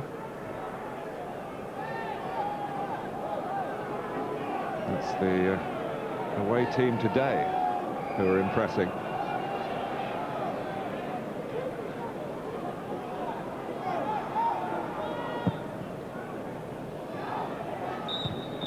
Half-time at Highbury. Plenty of cheer at this time of year for Chelsea and for Frank Lampard in particular.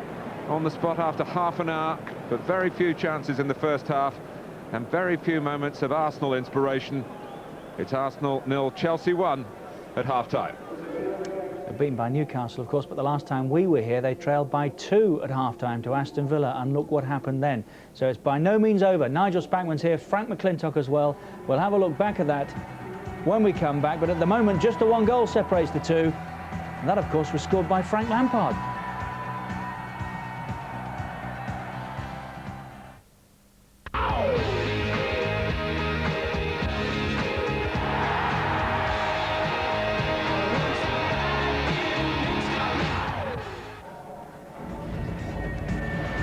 It's a big day of sport. 2:30, we have what's billed as a soccer special. I don't see how it can be if Frank McClintock's here and not there, but it's football results and scores all the way from 2:30 on Sky Sports 1. 2:30 on Channel 433, that's our Premiership Plus channel. We have a pay-per-view game available between Everton and Manchester United. For more information on how to order the match, call 08705 160 160. And at 5:30 from the SPL, Alex McLeish goes back to Easter Road. It's Hibs against Rangers here on Sky Sports 1. Nigel Spackman and Frank McClintock here, and Frank's kicked most things during that first half. What is it with you, that team then, Frank? Absolutely magnificent at Anfield, yeah. And they trail here again. I know, and Highbury pitch is quite a small pitch, isn't it? And you can almost draw 2 tram lines about 15 yards in from either touchline, and all the play, we were looking there, Nigel, weren't we? There was 20 players, you know, and you could, there's no width whatsoever. And the only occasional times they have got the width and a cross comes come in, something has happened. It looks quite dangerous, but there's so many underachievers today at Arsenal. You know, Kanu, who was so magnificent last week, I've hardly seen him at all. Vieira has been missing as well. In fairness to Chelsea, Nigel, what they've done very well. I think you've got to give credit to Chelsea and their tactics. I think if it's in wide areas, they've shown everybody inside. They've made people try and thread little dinky balls through, which John Terry or Gallas has picked up or Petit has picked up, and then they've got it wide themselves and try and cause problems for Arsenal. With Perez isn't tracking back on that side, Ljungberg is coming inside, towing little things, and Chelsea have got their game plan right. And fortunate with the goal, I think we'll look at and say, well, it should have been an Arsenal throw-in. But other than that, there's been offsides, 4 offsides, which have been very, very close. Here's the throw in here. Yeah. It's a minimal deflection, but that's probably not the best angle, but it does move a touch, doesn't it? Yeah. But other than that, Chelsea have defended very well and hit them on the break. Here's another one. Look, this is there. Yeah, off it goes. Yeah. Which led to the goal, but I think you would be churlish if you turn around and says that's why Chelsea are 1-0 up. I mean, neither team has really deserved to be in the lead, but Chelsea's gone about their game plan as Nigel says, they're very well. It's up to the home team to bring in the enterprise and the width and everything else. And a great strike by Frank Lampard there. I mean, it was a half chance really, and he struck it right in the far corner. Couldn't get any nearer the post there. Yeah, gets his first league goal for Chelsea against Bolton, his second. But he runs off the back of Ray Parlour there. Ray Parlour didn't go with him. The two defenders across. Laurent's come across and they can't quite get there, and Frank puts it in the only place he could have put it, in the bottom corner. And that was the first shot on goal. It was. The little thing that worries me about Arsenal are they always score magnificent goals, beautiful goals, executed goals. They don't often score scramble goals. They don't get people like Andy Gray getting in there and challenging, and the ball just stays in the 6-yard box and somebody taps it in. Yeah. It's usually magnificent goals, and I can't see them getting a scramble goal today. The way Chelsea are playing, they're so tight, so solid. But you need somebody just to mix it up a little bit. I think they're reluctant to cross it in there, and when they have crossed it in there, Lundberg nearly got in at the back stick. He did, yeah. And that was the best chance really, except for the offsides, which you know, were very, very close. But Henry got through, but he was offside, and really Cudicini hasn't had anything to do. They're making a change. Tell you about that when we come back. Encouragement for Arsenal fans. Arsenal have not failed to score in a Premier League game this season. Remember, they came roaring back against Aston Villa, but Chelsea lead at the minute by 1-0.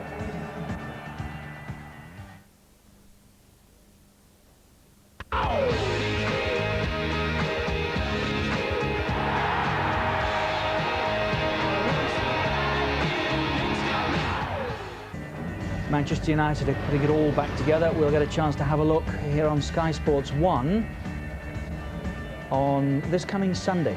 They go to Fulham. It's live at 1 o'clock. Fulham against Manchester United. Sky Sports 1, interactive for Sky Digital viewers on Sky Sports Extra.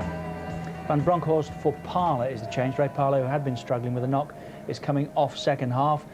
For you, Frank, they've just got to get the ball a little bit wider, rather more quickly, eh? Yeah, their passing's got to improve generally as a team, but Chelsea are making it difficult for them. But they've certainly got to get a lot more width, spreads the defence out, then you can poke the balls through. But at the moment, Chelsea are very converged in there, and it's very hard to get through them.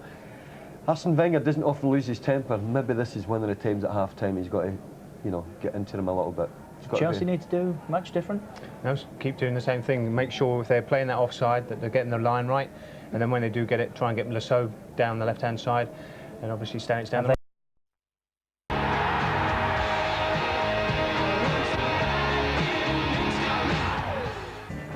Manchester United are putting it all back together. We'll get a chance to have a look here on Sky Sports 1 on this coming Sunday. They go to Fulham. It's live at 1 o'clock. Fulham against Manchester United. Sky Sports 1, interactive for Sky Digital viewers on Sky Sports Extra. Van Bronckhorst for Parlour is the change. Ray Parlour, who had been struggling with a knock, is coming off second half.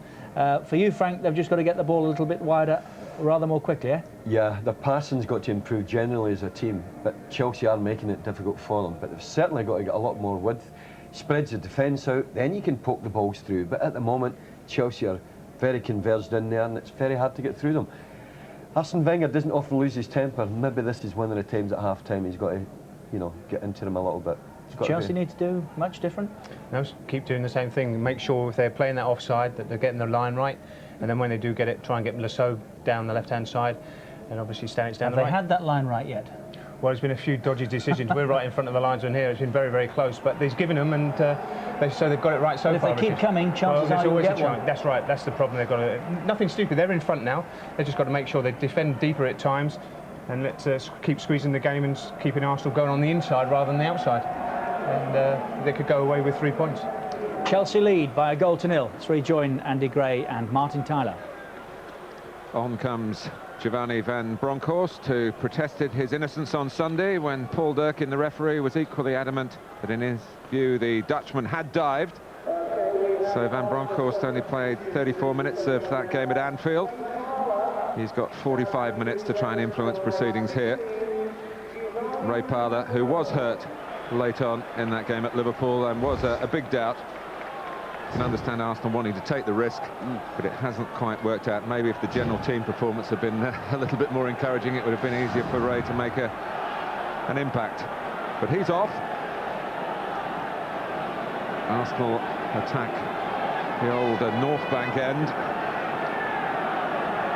where they seemingly seem to be more successful. And I will hope that is certainly the case. resuming the battle against Chelsea, 1-0 down. Well, that's a fascinating second half set up, Mark. That's a certainty. The best defence in the Premiership against, well, arguably, when it's flowing, one of the better and more incisive attacking sides. Hasn't happened for them today. Hopeful ball from Keogh. And Melchiot caught in possession by Kanu.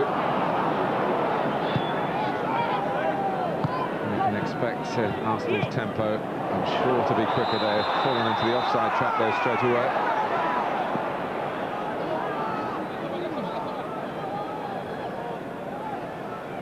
For those of you watching on Sky Digital, channel 404, with the interactive buttons, Patrick Vieira, the subject to the player cam, would like to be a greater influence on the next 15 minutes than he was on the first 45. But he wasn't alone in being subdued for the Gunners. No, I don't think they had anyone influence the game at all.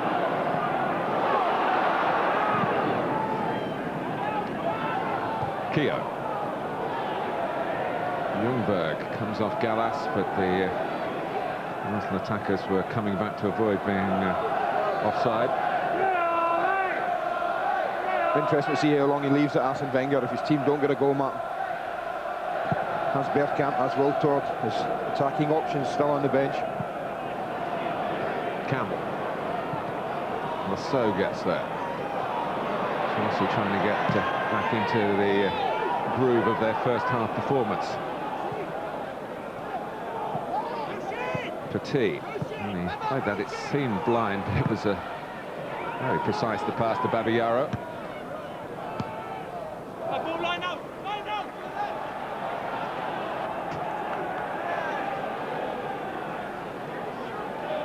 March 1990, the last time Chelsea won here in the league.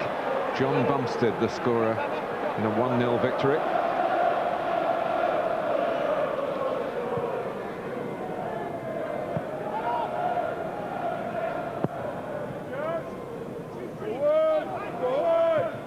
Ljungberg. Vieira gets the better of Petit. Kanu. Time for a trick or two. No, for a little pass towards Vieira, but Petit got back.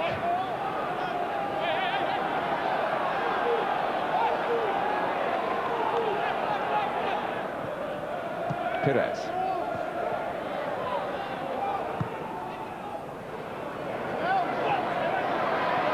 Mori to hold off of Melchiot and then lifted on towards Van Bronckhorst. Petit there again. Cole reclaims it for Arsenal. That's a free kick for me against Stanic, but he got away with it. He was lent on. We had a lovely view of that from where we were sat. Vieira. Yes, he came across Ljungberg's line, did Stanic, but he got away with it. Perez with the cross. Oh, what a ball, son. Henri! Goalkeeper's arms were up. The decision is a corner. This is a fabulous, fabulous cross. But no one really going in with any conviction. Horrible to deal with. Gallas did all right. The goalkeeper just manages to keep the header out. It sounds a bit more like Highbury now. So very quiet opening 45 minutes. Pedicini, but he's beaten to it. Oh, big man, Campbell, is it? Sol Campbell opens his Arsenal account with an absolutely towering header. What a leap. Now that's how to head a ball. Take note, front men, I think he's saying. It's in there, look at the height he climbs. John Terry comes in with him, but doesn't get off the ground. Campbell's all over him here. Gets up early. And from then on, he wasn't going to miss that. He just felt like he hit the target. It was a goal. And just like against Villa, they strike back early in the second half.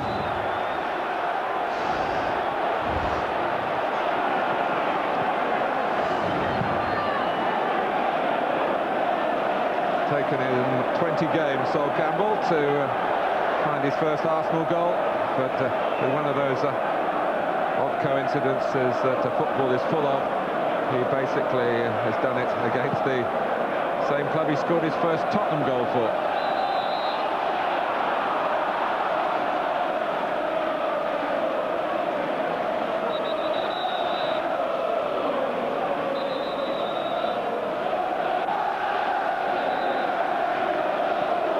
I was having a word with Jimmy. Something upset. We didn't see him, man. I just looked round there when Jimmy Floyd was lying on the ground there, and he didn't take too kindly to Patrick Vieira, so I don't know if there was a coming together, whether there was a clash or what happened, but certainly Jimmy wasn't happy. And certainly he was on the ground.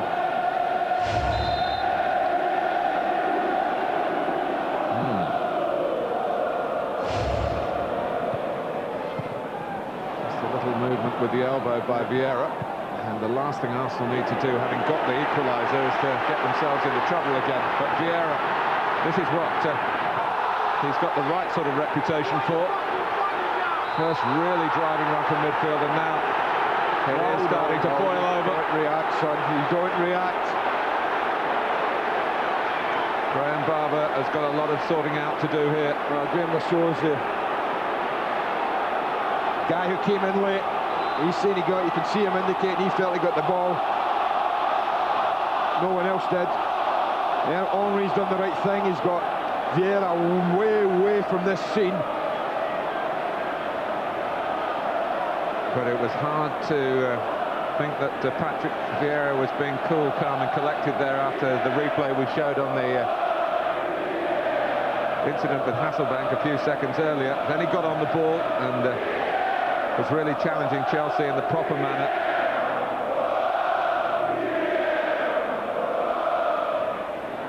There were so many legs going in that, so many people on the floor. Martin, it was hard to see what was going on, but this is what happened. And Graham Lassau, the ball drops there and he goes straight through Patrick Vieira. No real thought in playing the ball there. Well, Graham Barber's now talking to his assistant Andy Martin about, I'm sure, what happened after that.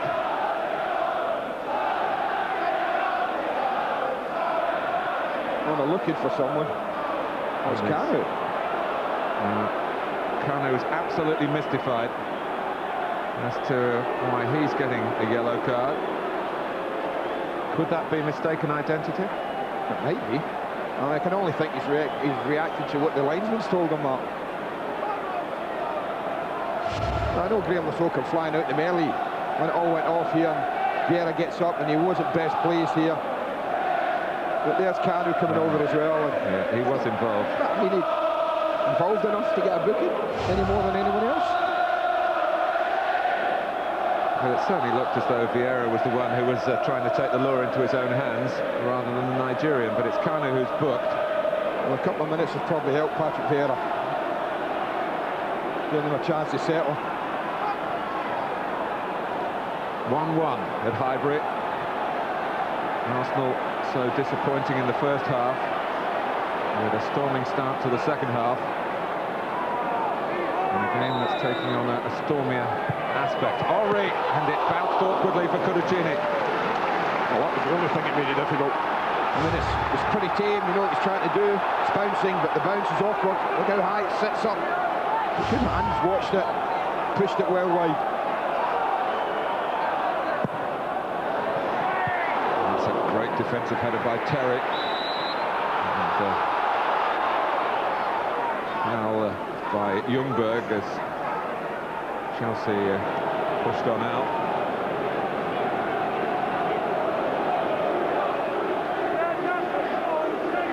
I think game on now. Right. After the most uncharacteristic first half of a London derby. It's got much more of the authentic feel about it now. Mistake by Petit. Well, the atmosphere around the whole place is different, Mark. It's up a notch or two.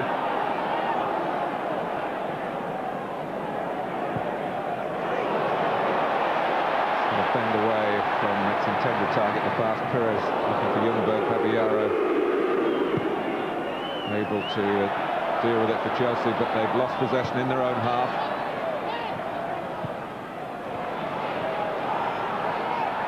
Lauren.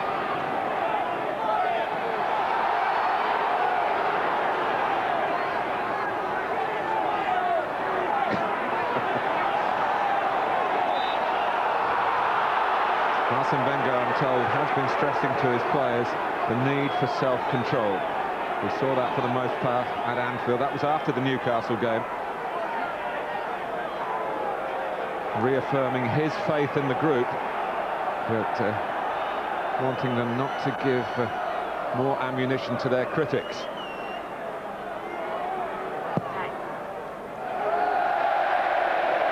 Certainly the red card at Liverpool had no origins in loss of temper, loss of balance, and Bronckhorst would say.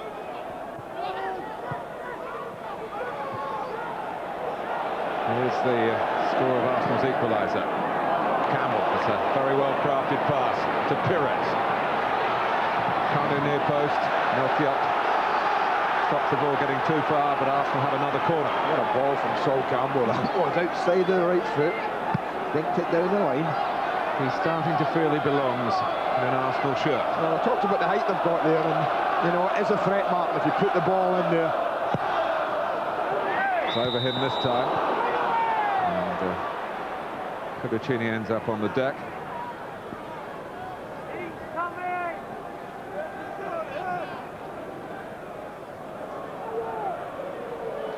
There was a booking after the goal for Cudicini.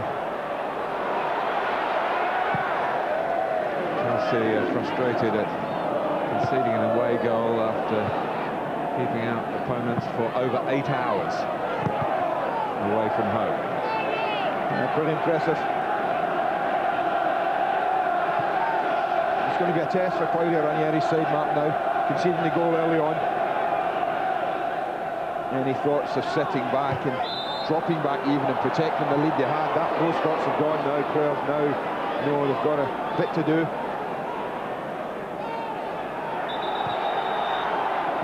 Can I just ask you what your prediction was in your battle with Alan Shearer for this fixture? 2-1 to the Gunners, I went. So you're sitting reasonably confidently at the moment? Well, not really. Chelsea are playing well. Arsenal have improved. Here's Ljungberg. Here's Babayara. Chelsea trying to get back to what they were doing so well in the first half. Lasso. Lasso having been booked and going to ground. Here's Ljungberg. Oh, not enough on the pass. That's more at Arsenal, isn't it? They'll mark that break from back to front.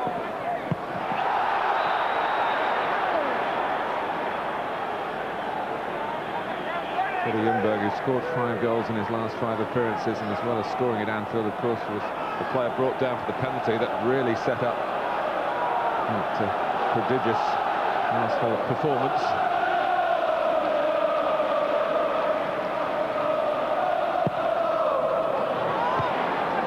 Melchiot defending. They should be in there. I think when that ball drops like that, you've got to have players ringing the edge of the box, keeping the pressure on. Jimmy Floyd Hasselbank turned unfairly by Kanu, says Graham Barber. There's a little bit of cuteness there by Hasselbank to get that decision. And he needed it because Kanu would have been way down the Arsenal left.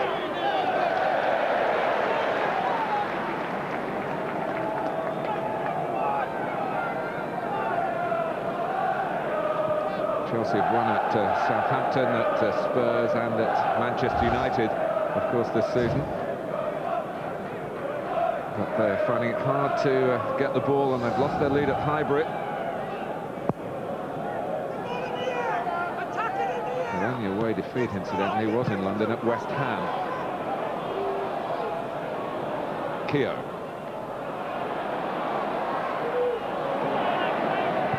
Cole. With Johnson. Now we're having a look at what he feared happened on the far side. A raised flag. Be encouraging for Henry, Mark, the fact that they do push up, they do hold the line, Chelsea. And I think the Frenchman will certainly have noticed that. He'll be saying, well, there is space for me to run in if we can get the ball.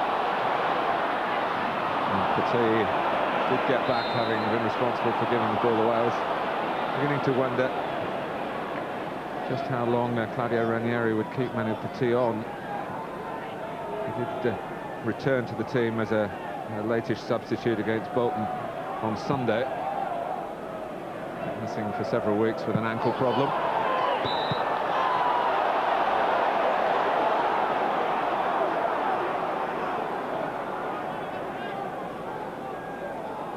Manu Petit coming across to take the free kick, a foul by Cole on Stanic.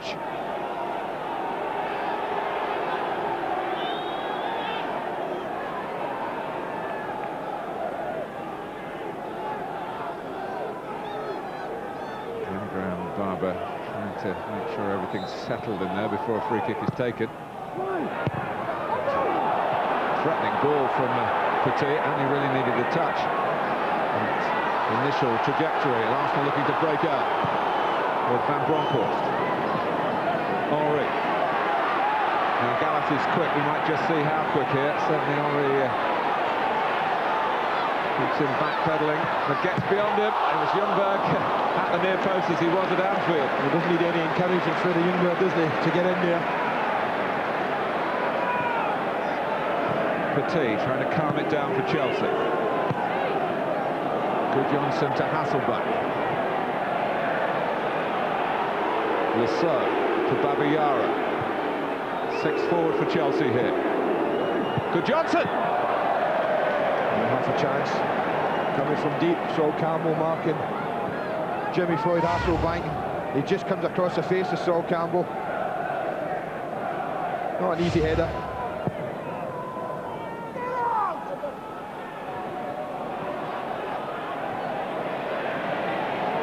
Melchior.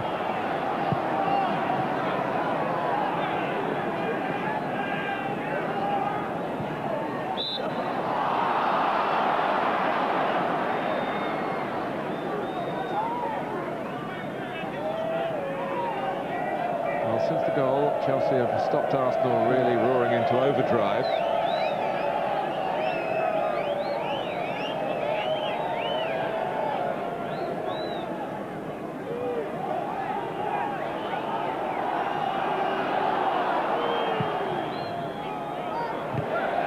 Stanic kept it in. Hasselback tries to get away from Campbell.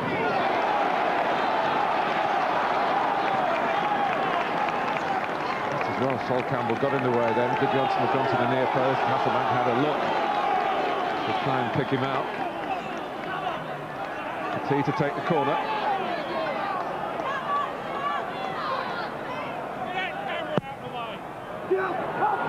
Stanic.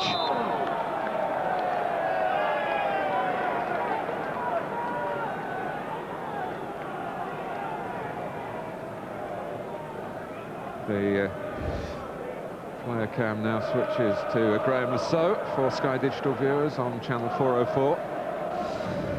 Just had a look at the Arsenal bench. Martin McCollin, I think it's Sylvain Wiltord back. Pat Rice was up, just indicating to come back, so it could be a change. It's imminent.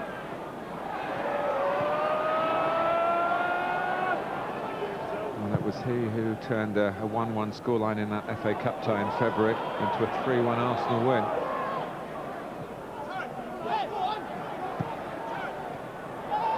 Kanu, good reach by Gallas, but it's gone straight back to the Nigerian. Cole, Perez outside it. Too much.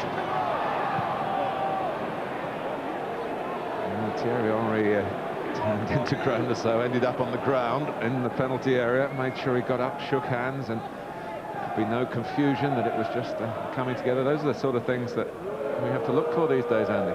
We saw that.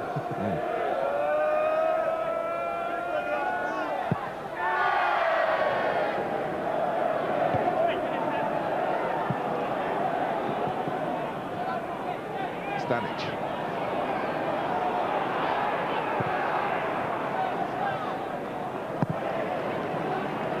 Carmen gets in front of Gallas, who's sticking so tight to the Arsenal front men. Again, impressive. This time Kanu away from Melchior. I think he was clipped by Stanic, who's walking a bit of a tightrope, having been booked early in the game and the risk of getting into trouble for persistent infringements.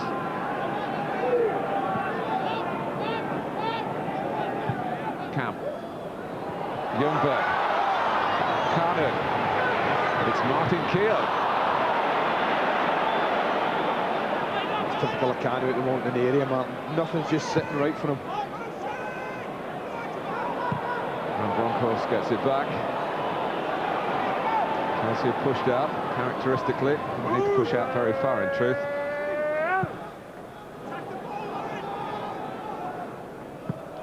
Over Lauren. Collected by Gudjonsson. Vieira. Lucky ricochet for Pires. Rare old tussle between Ljungberg and Babayaro. 20 minutes played in the second half. Profitable for Arsenal, who trailed 1-0 at half-time. And it is a stage that Arsene Wenger believes is set for Sylvain Wiltord. I wondered who he'd take off, Martin. I don't think it was cut and dried any one particular person. Well, Pires, for me as well, hasn't really had one of his more influential games. He's looked a little jaded to me. Ljungberg, of course, did miss a couple of games with a back problem. We'll try and find out for you whether it's just a straight tactical switch or whether there's an injury involved.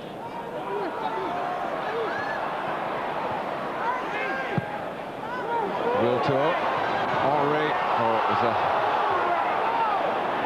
well-conceived header to try and guide it back to Pires, but not quite as well executed. Henri was complaining that he might have been impeded.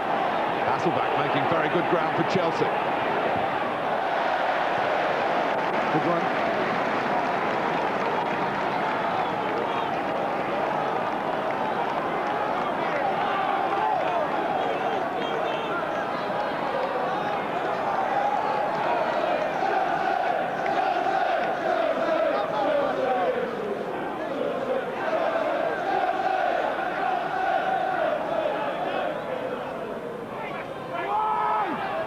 Stanic with a touch.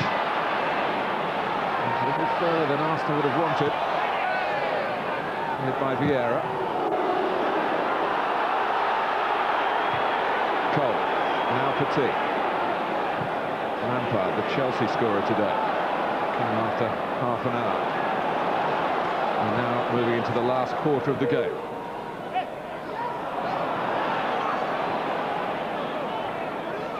So backing up Babayaro and playing for the obstruction and getting it.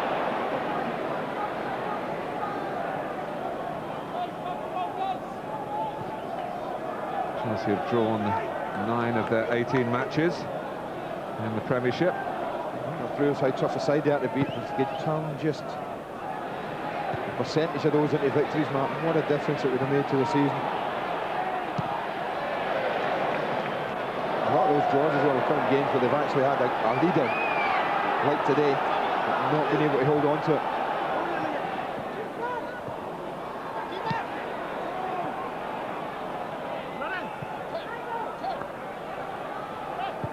Wiltord. Kanu.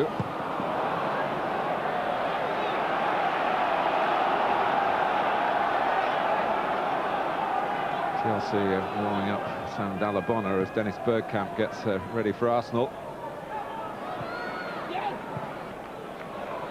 Wiltord. Slipped as he went to play in the cross. And the throw off the soap.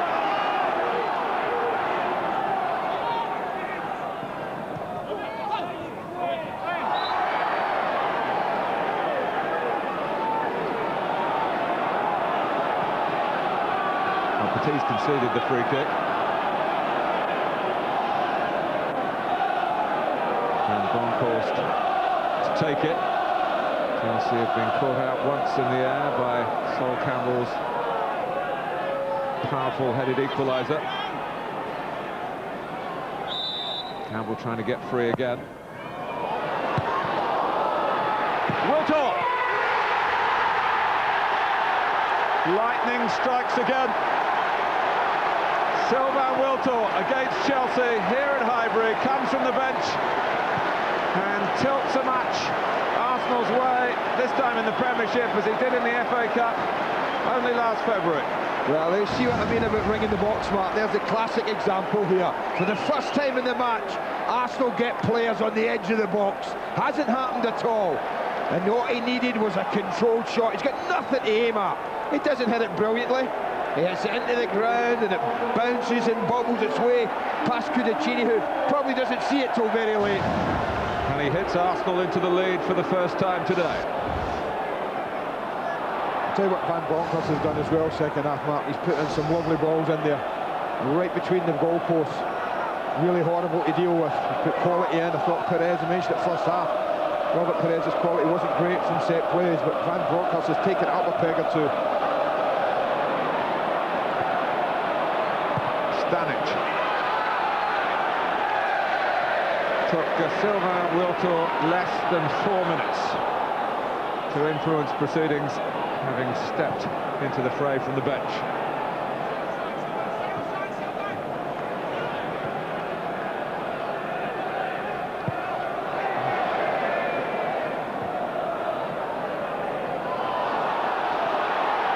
Well, that must have come off an Arsenal boot, because Hasselbank is Jimmy allowed to go on. I bet you're right-sided to pull the trigger. You see how keen he was, and he has to rifle one in with his left foot. Babayaro. Petit has forced it across. Patrick Vieira actually managed to play a huge sloppy pass back towards his own goal. Massive concentration, very nearly the loss of the lead that they've had to work so hard to acquire. I mean, the boys have got their hands up looking for offside, but I just thought he must hit it. He just felt sure. What is this, 8-9 yards out? Left side, like ball, smashes it in top corner with his left foot. A substitution apiece. Stanic gives way to Della Bona for Chelsea.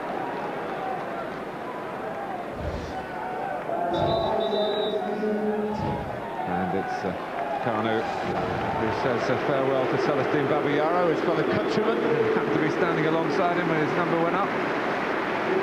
See you in the African Nations Cup, maybe, was the parting words, because that's on their agenda. And on comes Dennis Bergkamp, who's been affected in recent games by a toe problem,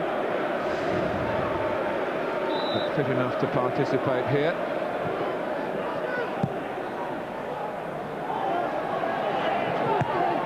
Gallas.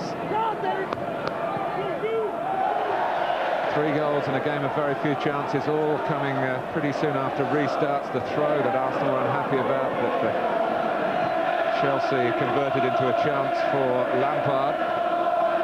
And the corner that Campbell headed in, and a free kick from Van Bronckhorst that was only partially cleared to Wiltor. And at the moment is the decisive goal. Quick free kick by Vieira, a bit too quick for some of his Arsenal teammates. Keown. I have to say it's set up the last 15 minutes really nicely for this match. Chelsea got to go forward, got to take a chance now.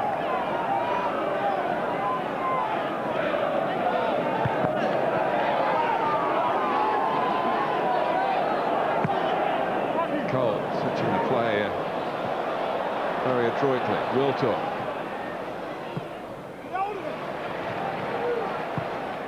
Lauren. Henry. Terry's header that dropped to Bergkamp. Not like Dennis Bergkamp. He looked a bit hurried there.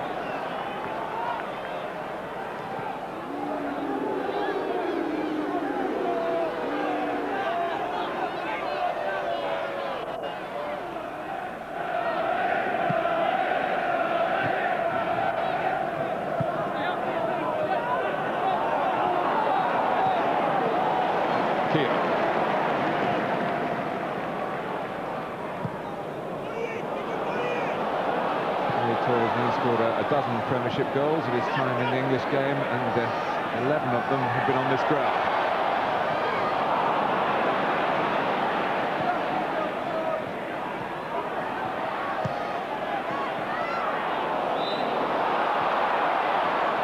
Well, as it stands, Arsenal will go top of the table maybe for a couple of hours or so. Newcastle at home to Middlesbrough with a 3 o'clock kick-off. And of course, as it stands, Andy Gray will be doing very well against Alan Shearer in the prediction stakes. Still the best part of 15 minutes to go. Just a little early, took a little ride in. Hasselbank's back, Sol Campbell. Certainly within range of Jimmy, the power he's got.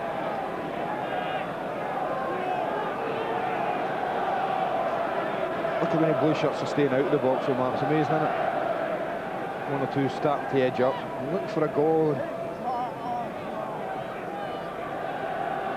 Well, they're clearly expecting a shot from the Premiership's second highest scorer. Arsenal have brought everyone back. The charger is Van Bronckhorst, but Hasselbank gets past him. A second player to come out to put him off his stride, and it was Patrick Vieira. Got landed on.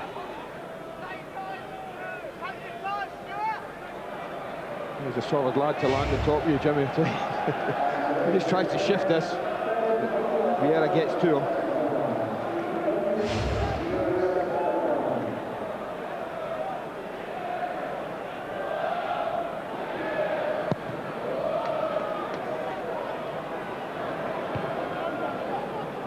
Keown. Henry chasing. Terry having problems initially with the bounce, but he solved those problems with the quick footwork, quick movement, but most of all quick thought. Lasso.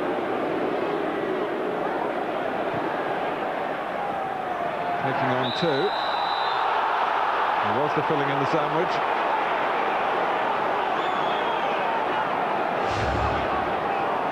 To just chink inside here. That's for sure there's an awful lot wrong there, Mark. I have to say, I think Lowren's a bit hard done by 6 of one, half a dozen of the other.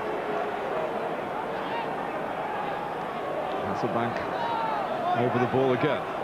Northcote came across and had a word with him, and that's now gone back into the centre where Chelsea are much better represented than they were at the free kick from the more central position. Hasselbank just trying to shift the ball centimetre or 2.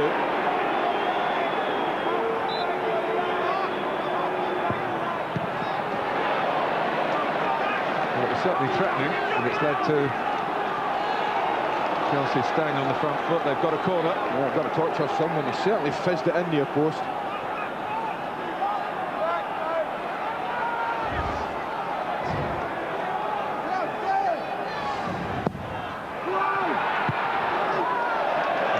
Terry, I think, up there. This is the ground where he scored his only Premiership goal in this fixture last season, which finished 1-1. The last 3 between Arsenal and Chelsea have ended as draws. And he certainly gets up to it. Just couldn't direct it, and only 6-7 yards out.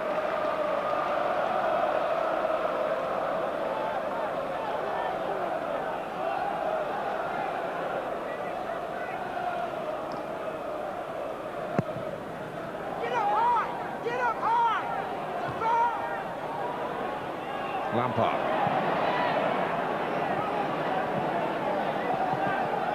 Perez working back and getting his rewards. Bergkamp, he's got past Gallas, whose appeal that the ball had gone out was in vain. Bergkamp's cross, and steered away by Terry. Yeah, John Terry, a lovely position there, Mark. He really covered that near post area. Bergkamp being watched by the player cam, Sky Digital viewers, on channel 404. Cole. Cam. Overambitious maybe. Petit. For Good Johnson. certainly been amongst the goals recently, and Chelsea need one from somewhere. Yeah, it's been quiet, Ida Johnson today, but this is what he's capable of. You can't stand off this boy edge of the box. Doesn't really do himself justice there.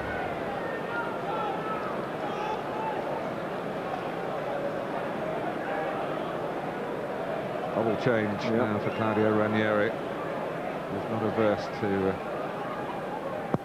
making those alterations in times of need, and certainly that describes Chelsea's situation at the moment.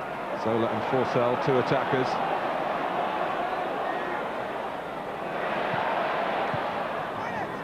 We can't think they're going to take Hasselbank off, Martin. That's a certainty. Bergkamp waited for the moment. Henri Perez coming in from the opposite flank. Wiltor's there as well. Not easy for Perez. For Van Bronckhorst. Went for power. Fettuccini was equal to it. Van Bronckhorst again. In comes Henri. Good leap, lovely ball. With the many targets, Van Bronckhorst. And it is all or nothing with Chelsea. They do have to take a chance and take a gamble. That's what Claudio Ranieri's about to do. Petit, Alabona, Lasso, Hasselbank to the right. He's only got Gudjohnsen to aim for. Wasn't far away from finding him. No, it wasn't the worst ball, was it? Just lacked support in there. Changes will be made now.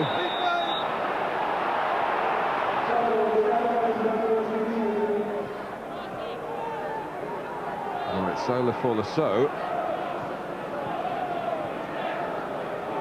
He hasn't spotted that it's his time to go off. Never been fully appreciated on this ground or many other away grounds, really, as a provocative type of player.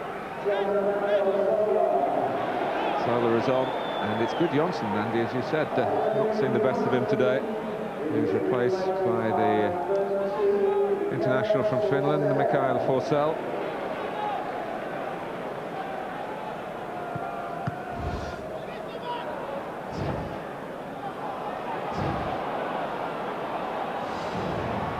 Lampard.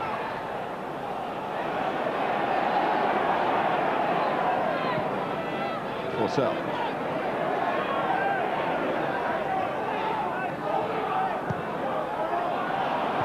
Arsenal a bit slow to react here. Forsell and help from Melchior.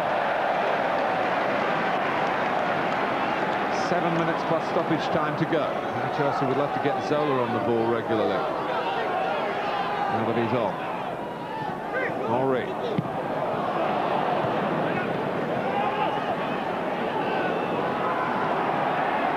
Petit. Keown saw that coming. They played well with their backs against the wall. Keown and Campbell, Martin at Anfield. They're just going to need some of that for the last 7 or 8 minutes. Unless Arsenal can nick another one to give them some comfort.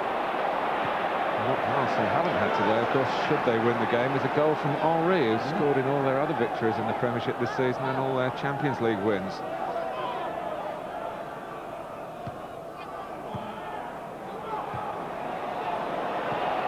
Hasselbank.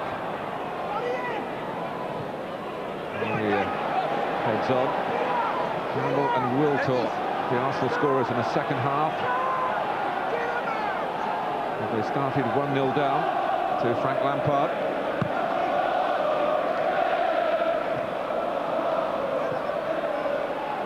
Vieira. Trying to get away from Petit. Henri, across comes Gallas. Yeah, they'll take that, Arsenal. They don't mind the ball being 90 yards from their own goal. Remember, Chelsea have been beaten in the league only twice this season. At West Ham and at home by Charlton. Of course, also one here at Highbury. Keown.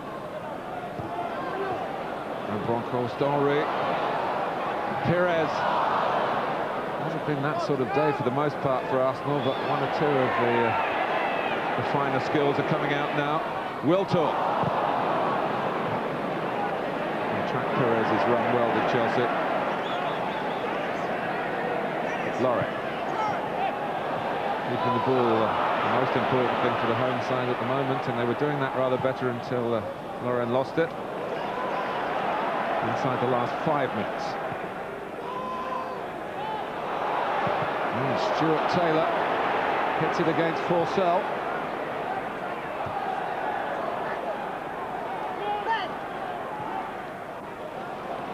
Now here is Zola.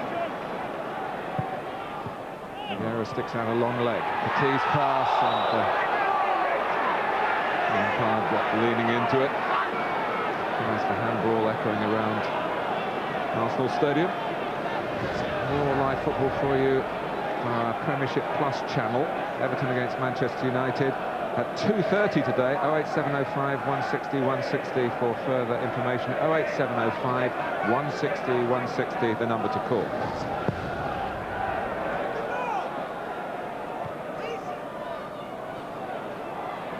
Hasselbank, Dalabona.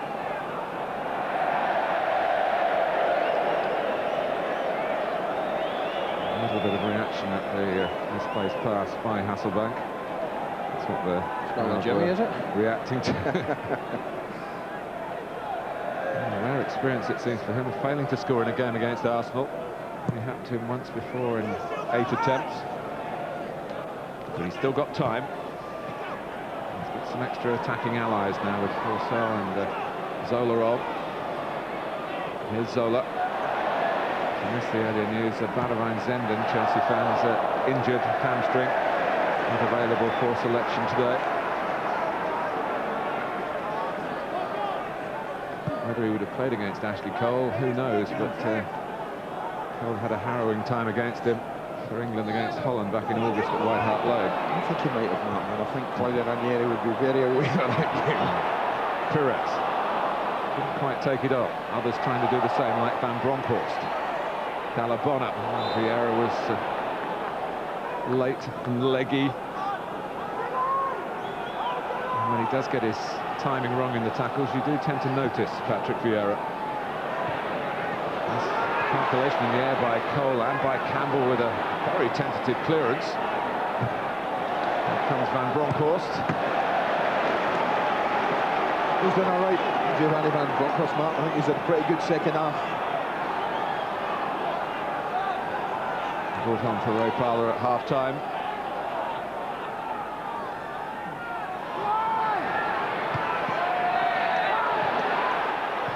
Back by Dalabona, Forsell. And that was a much more authoritative play from Campbell.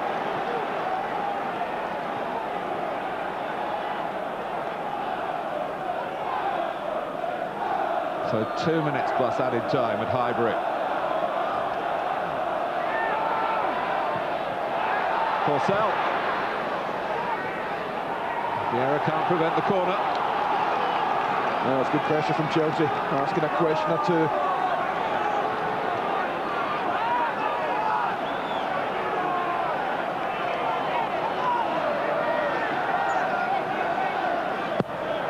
Into the mix from Petit.